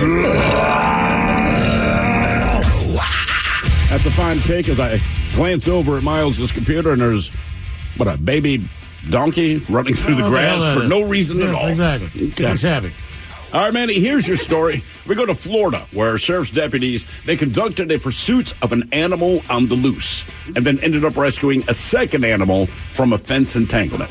So the Marion County Sheriff's Office, they said that Deputy Victoria Hammonds and Deputy Federico Perguero, they responded to a call about an animal on the loose.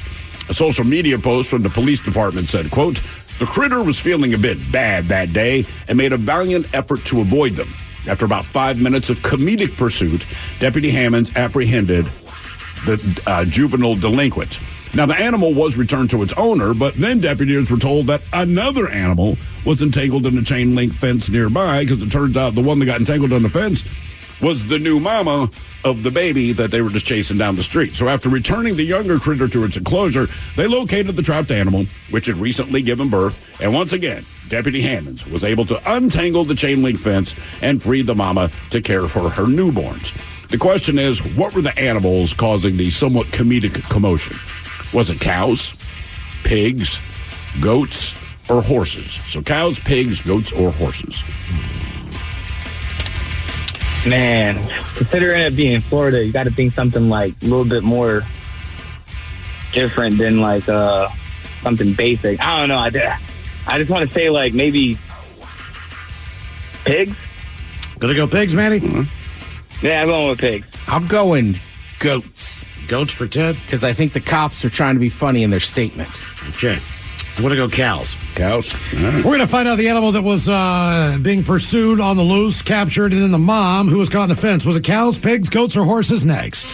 That was a tease. Sire, Uvun, Jinju, Brinan. For those in the market for flavor, there's Modelo Spiked Aguas Frescas, a flavorful drink that's a modern twist on a Mexican street classic with 4 vibrant and refreshing flavors.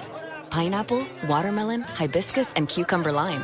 Made with a splash of real fruit juice. Modelo Spiked Aguas Frescas are perfect for any fiesta, small or big. Modelo Spiked Aguas Frescas, boldly authentic, vibrantly flavorful. Drink responsibly. Modelo Spiked Aguas Frescas flavored beers imported by Crown Imports, Chicago, Illinois. Hibiscus contains juice only for color. Start your summer road trip at Midas and get up to $30 off your next repair service. Plus, get a free closer look vehicle check to make sure you're road trip ready. So if you need a brake service, an alignment check, or tune-up, hit up Midas for up to $30 off. For more details, request your appointment at Midas.com. This episode is brought to you by Progressive Insurance. Whether you love true crime or comedy, celebrity interviews or news, you call the shots on what's in your podcast queue. And guess what? Now you can call them on your auto insurance too with the Name Your Price tool from Progressive.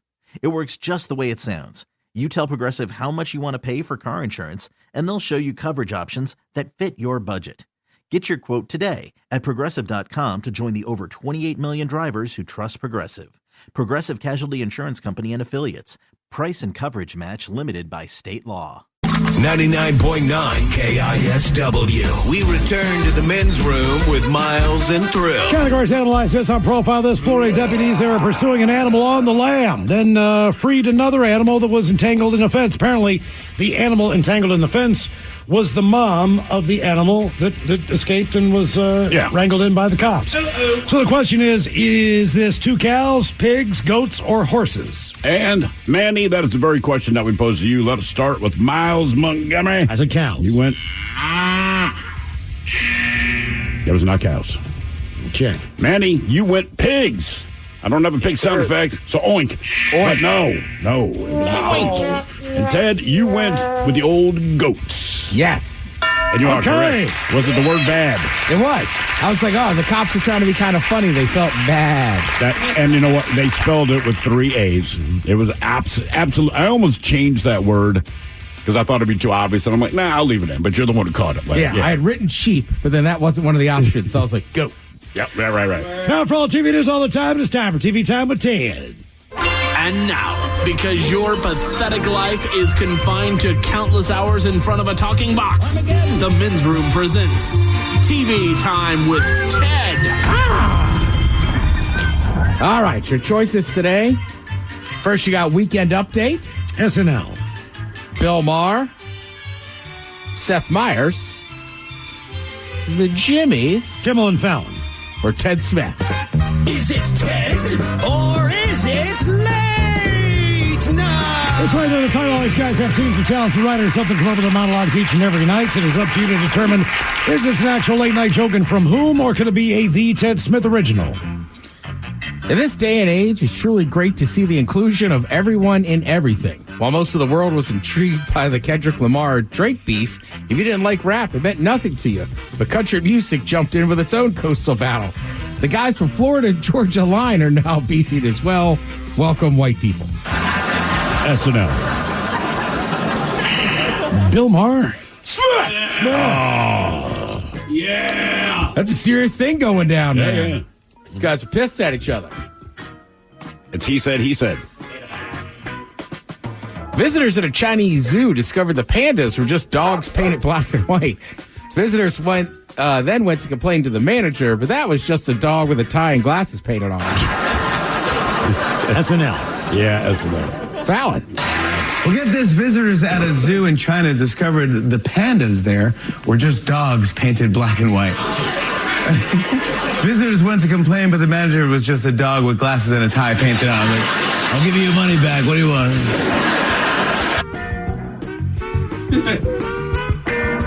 The reigning Miss Teen USA has announced that she's giving up her title. Man, this week just keeps getting worse and worse for Drake.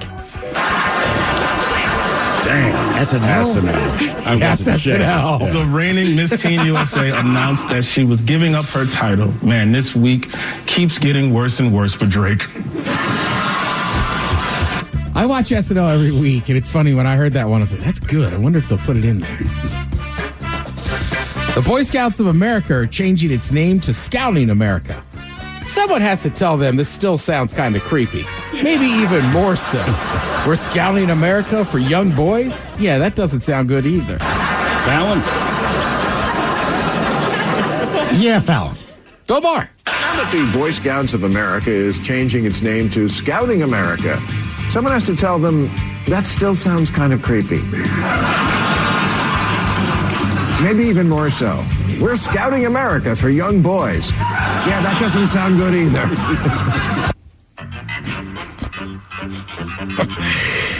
A growing number of women who use the weight loss drugs are reporting surprise pregnancies, which are being called Ozempic babies. And I believe Ozempic babies was the theme of the Met Gala. SNL. Yeah, that's SNL. A growing number of women who use weight loss drugs are reporting surprise pregnancies, which are being called Ozempic babies. And I believe Ozempic babies was also the theme of the Met Gala. All right, so Miles, I know you enjoy these lists. We both talk about them. Just stuff that like non-Americans don't get about Americans. Oh yeah, sure. Usually it's food and this and that, but some of it will really surprise you. So this one basically was like things in our TV shows and movies that non-Americans don't get. Okay. All right. I think everybody in this room will agree on this one. First on the list, sending Christmas card family photos. There's literally 10 of them on my fridge at any given moment. Yep, absolutely. Everybody, my wife does it every year. I got your card. I'm like, it did not come from me, but I'm glad you got it. Yeah, and I still contend. I like the sentiment of it. I liked when you got photos and stuff. I just think with social media, it's changed because we see that. That's what it used to be like. Once you saw maybe your cousins or grandkids or whoever that you hadn't seen in a year. Yeah, you kind of get the updated photo. I understood it then, but yeah, to your point with social media, like, well, here's a picture of my kid, and you saw another picture of him just yesterday when you're on Facebook. He looks exactly the same. Right, for like my niece and nephew, right? Like my niece just graduated college. Like back in the day, I live all the way in Seattle. It would have been like, oh, we see Uncle Ted a couple times a year. But it's like, I've watched them grow up on social media. Yeah, exactly. This one, I don't think it's just our TV or movies. All the guns. Yeah, that's like that's they say, a U.S. thing, man. That's just a U.S. thing. Which is funny, too, because I have traveled a few places in the world, and people have asked me multiple times, what's with all the guns? They're available. People buy them. You're encouraged to buy them. I mean, that's it. Yeah, that's why I tell people, too. I go, it's almost like I don't know what the right way. It's almost like a hobby. Yeah, pretty much. The way Americans try to stop natural disasters, one person tweeted me, amuses me. When Americans in movies try to stop natural disaster ending the world because they're American and they just have to try. Yeah. It's what we do. Yep. Media rights coming. All right, man, we'll take care of it. Yeah, and I would think, too, like if I'm watching a Japanese movie about, let's say Armageddon was made in Japan, I would assume it would be Japanese people trying to stop it. Or it'd be the Japanese. Call the U.S. Ted, my daughter sent me a video this morning of some of her students just asking questions about how TV and Hollywood works and all that stuff, right? So the first question is, how come I saw a movie and the character dies in the movie, but then I just saw them on a new TV show? Aren't they dead? And my daughter's trying to explain that, this person, just died on the show or on the movie, but not in real life. And then they bring up another person. She's like, no, that person's actually dead. They had a heart attack. Right. They are real people. So, like, the explanation was pretty damn funny. It was cute. But the kids really, there was no difference in real life and what they were saying on the screen. Yeah. So it was like... I had a hard time with that when I was a kid, too. I thought people were actually just like, no, for the movie. Yeah. I'm going out for the movie. It was great. It was cute. Well, sometimes, too, you see, like I remember the first time I watched Black Panther, right? Like, I like to watch shows from all over the world, right? Yeah. So when I saw Black Panther, there was obviously a high number of black actors in there. Yeah. But it was, like, I remember, like, kind of jumping around, like, holy cow. And saying their character name, basically from, like, Top Boy. There's a lot of people in Top Boy, which is a gangster show in England, that were in Black Panther, but I had never seen him in anything else. I only knew him as, like, Tyler Perry presents Black Panther. Yeah, so it was kind of cool. See actors from around the world brought together for one project. Sure. I'm guilty of this. The way we compare lengths of things to football fields. Yep. Absolutely. Yeah, it's the truth, man. It's a highlight of our culture, though. I mean, baseball's America's greatest pastime. However, football is America's most popular. And baseball dimensions aren't always the same. I mean, the bases and the mound and all that, but like a football field is 100 yards long, period. Does not matter where you play. We don't change the dimensions. This is where you play. Right. So correct. And almost every other sport is different, right? Soccer pitches, even in professional leagues, are different sizes. You wouldn't really notice it, but like a high school basketball court is a little bit smaller than a college, which is a little bit smaller than a pro court. Sorry, they don't get freedom units. Yeah, but I mean, you're right. That in the reference point, right? Like we use it all the time and stuff. Yeah. The way kids play trees and other inanimate. Thank you, Steve. Objects in school plays. I guess that's true. Yeah, because I think their thought is, man, if it's a tree, right? Because it takes place in the woods. Why don't you just build the prop as opposed to having 15 kids dressed as trees not saying anything? That is exactly their point. It is kind of stupid. I mean, it's what we do. We're used to it. But, yeah, from the outside looking in, like, your role is a tree. You know what I think it is? Because it's so important in this country. Everyone's included. I have a part in the play. What part did you get? I'm a tree. Cool, Billy. Okay, but Billy's not a good actor. Billy does better just I know standing that's there why as a Billy's tree. a tree. But maybe that's why look, as a parent, you know why your kid is a tree. Billy's got a hard enough time just standing there in his spot. You don't need lines. Well, look, I went to a Catholic school, right? We had kind of like pageants or like plays or something you had to be a part in or a musical every year. But I will say, the music teacher always did a good job of like for instance, my sister, to her credit, has a very good singing voice. All right. She would get solos. I would always be in a group of people. Yeah. You know what I mean? So it's like I wasn't just a tree. I got to sing something or ask one line, but it was like they made sure you got to say or do they something. just throw you a bone, you know? Yeah. The fake baby school assignment.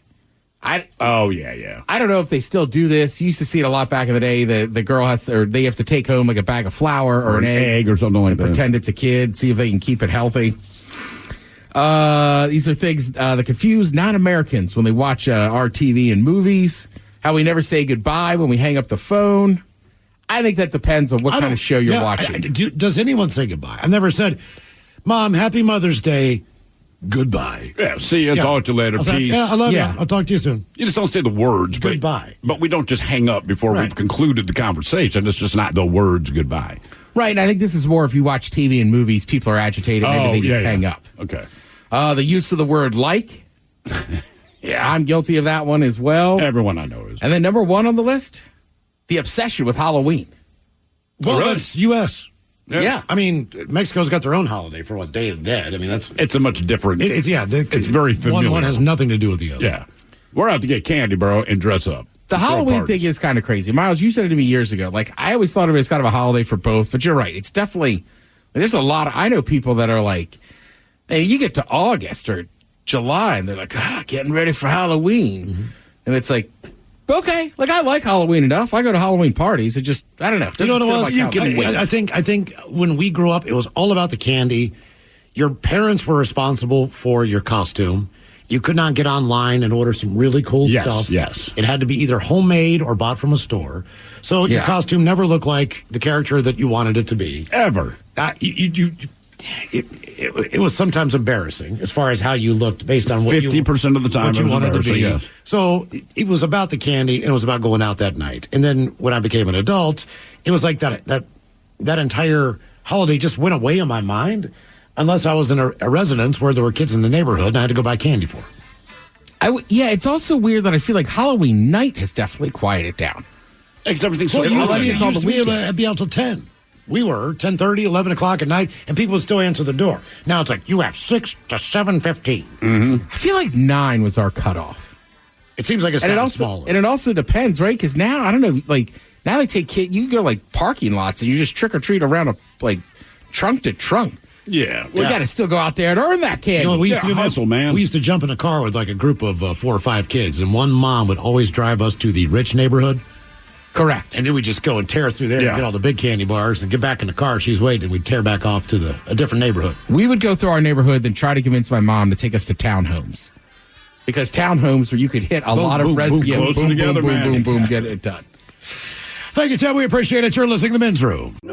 Today's episode is sponsored by NerdWallet's Smart Money Podcast. Ready to expand your financial game? NerdWallet can coach you on smart strategies like choosing investments, finding your next credit card, and setting a budget that works for you. Score major points towards your summer vacation by learning expert tips for choosing a high-yield savings account and how to build wealth by investing in index funds. Slide into summer with smarter decisions in 2024. Follow NerdWallet's Smart Money Podcast on your favorite podcast app. Future you will thank you. I've been on the hunt for the perfect planner for years, but could never find anything that worked for my life. Then I found Zinnia, an app that's totally customizable and makes planning so easy. Zinnia helps me record special moments, track goals, schedule self-care, and document my life. Zinnia has so many cute journal templates, habit trackers, to-do lists, and more. I use my phone on the go, then switch to my iPad to edit, add photos, and draw, and voila! Everything looks great. Am I obsessed? Maybe. Shh. Download Zinnia on the App Store today. Welcome to Nada Yada Island. This season on Nada Yada Island. When we were new, they spoiled me. They even gave me a phone. But then, it's like I didn't exist. Don't take yada yada from your wireless carrier. Now with Metro, get that new customer feeling again and again. Introducing Metro Flex. Free 5G phones when you join, same deals as new customers when you stay. Only at Metro by T-Mobile. Just bring your number and ID and sign up for an eligible plan. After 12 months, trade in and get our best deals on select devices. The Men's Room returns with Miles and Thrill. Now, let's see what's happening in the real world. All right, here we go. Catholic priest gets to keep his job after giving a sermon about the rising sun. Meanwhile, high school seniors hire a bagpiper to follow the principal around, all in the name of fun. Live portal video between New York and Dublin is not going exactly as planned. Authorities are surprised to find 200 pounds of meth inside of Optimus Prime's hand. And a drunk man riding a lawnmower who was hit by a car last month does it again. And it's time for your headlines. Now, it's time to hit the headlines. Here's my cock. All right, top seven. We go down to Georgia, where a man's been arrested yet again.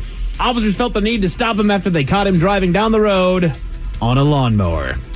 On top of riding his lawnmower on the highway, they witnessed him drinking from a black can while underway that he promptly tossed off to the side of the road with a bag full of drinks sitting at his feet on the lawnmower to replenish. The officer stopped him and had a chat where they noticed the smell of alcohol on his breath. When they pressed him on it, he asked them to take it easy on him, as he'd been in this situation before, you see. He got himself hit by a car a while back, and while he was again drunkenly driving on his lawnmower on the road. He was arrested and faces several charges. Good. And how many times? Like, come on, dude. Go easy on me. Yeah. Go easy on me. I've done this before. That does not work with God. Right. I've murdered someone before. Just relax. If it's your first time, we'll talk. Right. This is the second time you've done it. Great work. You've identified the problem, and you're continuing to do it. Correct. Next part's the solution there, big guy. In other news, over to Thailand, where Optimus Prime had some prime goods. Authorities in the country intercepted massive statues of several Transformer robots on a tip that they were being used as smugglers. More than meets the eye, buddy. There it is. After examining the robots, they proved their suspicions true, as the robots had about 700 pounds of ketamine inside. Jeez. They come from a manufacturer who had also had a shipment of methamphetamine intercepted with the intent to distribute as far as Australia, Taiwan, Malaysia, and Hong Kong. So yeah. And where was it? This was over in Thailand. All right. Which, I mean, it's not a bad racket to put them inside of Transformers and... No, I get it, man. That would be... Yeah. But what do you think the tip-off was? They said, because when the statues are that big, you think they're like super into the anime, that kind of world or something. They're running drugs. And I want to say that they were going to some sort of expose or some presentation. Like, they were like, no, these are for real going to sit there for a minute, and then they would just get carted off. I mean, they were really nice replicas. They were legit. Yeah. They were absolutely legit. So that's what I mean. It looked like Comic-Con. I would not think to check them. And 700 pounds of ketamine. That is... Goodness gracious. It's a lot. That's getting it done. Odd story out of the UK as a priest took some creative liberties during a sermon. Do we know if he did? I mean, it's not anywhere in the book I read. No, I don't think they'd bring it up. A Catholic priest was under investigation after complaints were filed following one of his sermons because he had made the statement that Jesus died on the cross with an erection.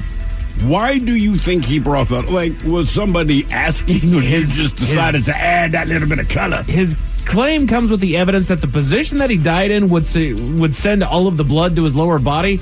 And again, why this is relevant to any biblical teaching is beyond me. I don't know what the lesson you're trying to teach is. Yeah, probably his legs and feet. Right.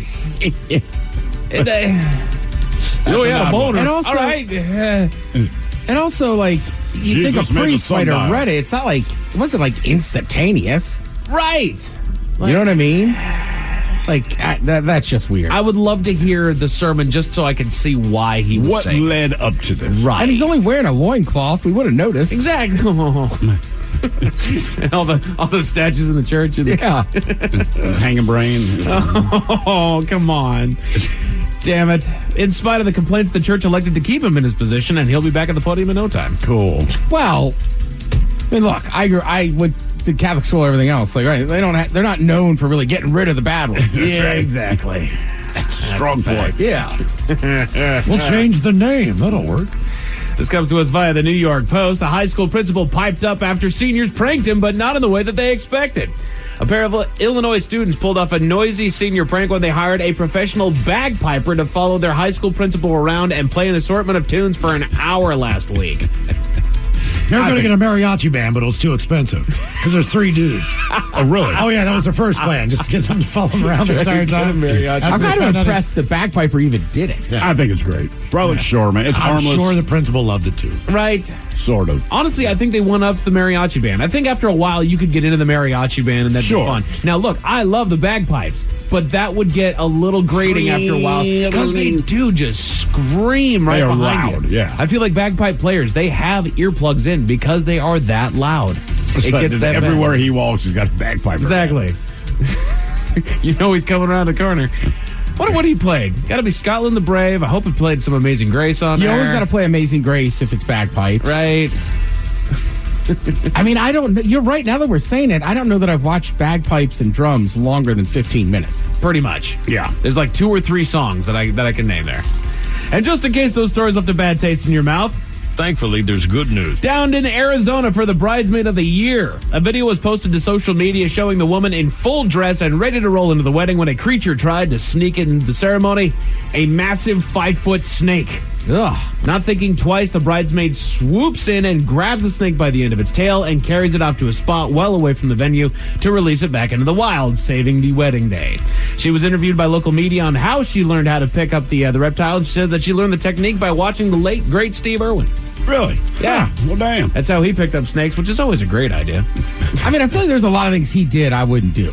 Yeah, I mean, I know how to jump on a crocodile, but I would not do it. Right, I fathom I'm supposed to, like, hold up his head and stuff so he doesn't bite me, but, like, I'm not going to do that. But I'm not doing that. That's exactly it. Because he's not going to stop with that either. Anyway, good on her. Men's Room IPA continues to spread around the Pacific Northwest. Our friend Taylor found it at the Shell in West Olympia. Our friend Jim found it at Mid-Columbia Wine and Spirits over in Kennewick. It's also available in Ted's Belly. And Jesse's... Nice. Our friend Jesse found it at Safeway in Mount Vernon. And, of course, you can find a comprehensive list of locations on the Men's Room page of KISW.com. And if all else fails, just look for that bright yellow can. Currently located downtown. Currently located downtown. Oh, Ted's Belly. It's kind of a roaming bar. Who knows where it'll be later? Men's Room Sports, your Seattle Seawolves rugby team came up just a little bit short in their game against New Orleans this weekend, falling 32-31. They'll be back in action next Saturday down in Texas as they take on the Dallas Jackals. Meanwhile, your Seattle Mariners showed up at home against the visiting Oakland A's, taking the series 2-1. They've got Kansas City Royals visiting for a three-game series starting tonight at 6:40 over on Root Sports. George Kirby getting the nod tonight.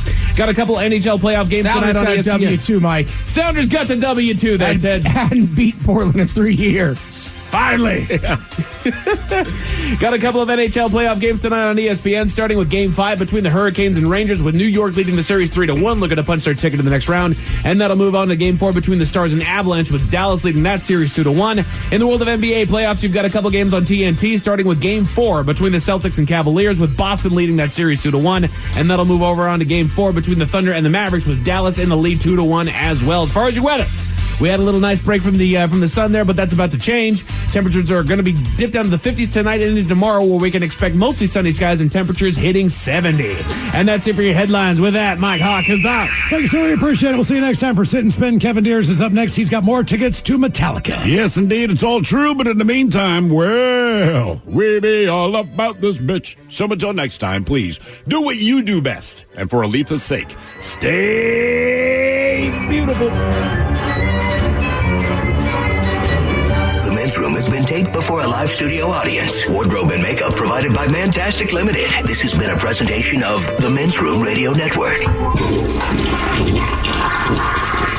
Oh, man! A Double Flush production. Struggling with fine lines and wrinkles? Let me tell you about Dermaclara. Our 100% medical-grade silicone patches have changed the game for so many people. Safe, natural, and incredibly effective, these patches deliver visible improvements in just 30 days. Jessica from New York said her fine lines started to fade after just a week of using Dermaclara, and within a month, her skin was smoother and more radiant than ever. Megan from California couldn't believe how quickly her stretch marks disappeared. It takes as little as 20 minutes per use to start seeing results, because Dermaclara's reusable occlusion patches work by enhancing your skin's natural healing process. Your skin gets the best care possible for every stage of your skincare journey with just one ingredient, medical-grade silicone. And we prioritize safety without compromising results at Dermaclara. And we stand by our products with a satisfaction guarantee, so there's no risk in trying Dermaclara. Visit dermaclara.com today and say goodbye to wrinkles and hello to beautiful, radiant skin. Start your summer road trip at Midas and get up to $30 off your next repair service. Plus, get a free closer look vehicle check to make sure you're road trip ready. So if you need a brake service, an alignment check, or tune-up, hit up Midas for up to $30 off. For more details, request your appointment at Midas.com. Welcome to Nada Yada Island. This season on Nada Yada Island. When we were new, they spoiled me. They even gave me a phone. But then, it's like I didn't exist. Don't take yada yada from your wireless carrier. Now with Metro, get that new customer feeling again and again. Introducing Metro Flex. Free 5G phones when you join, same deals as new customers when you stay. Only at Metro by T-Mobile. Just bring your number and ID and sign up for an eligible plan. After 12 months, trade in and get our best deals on select devices.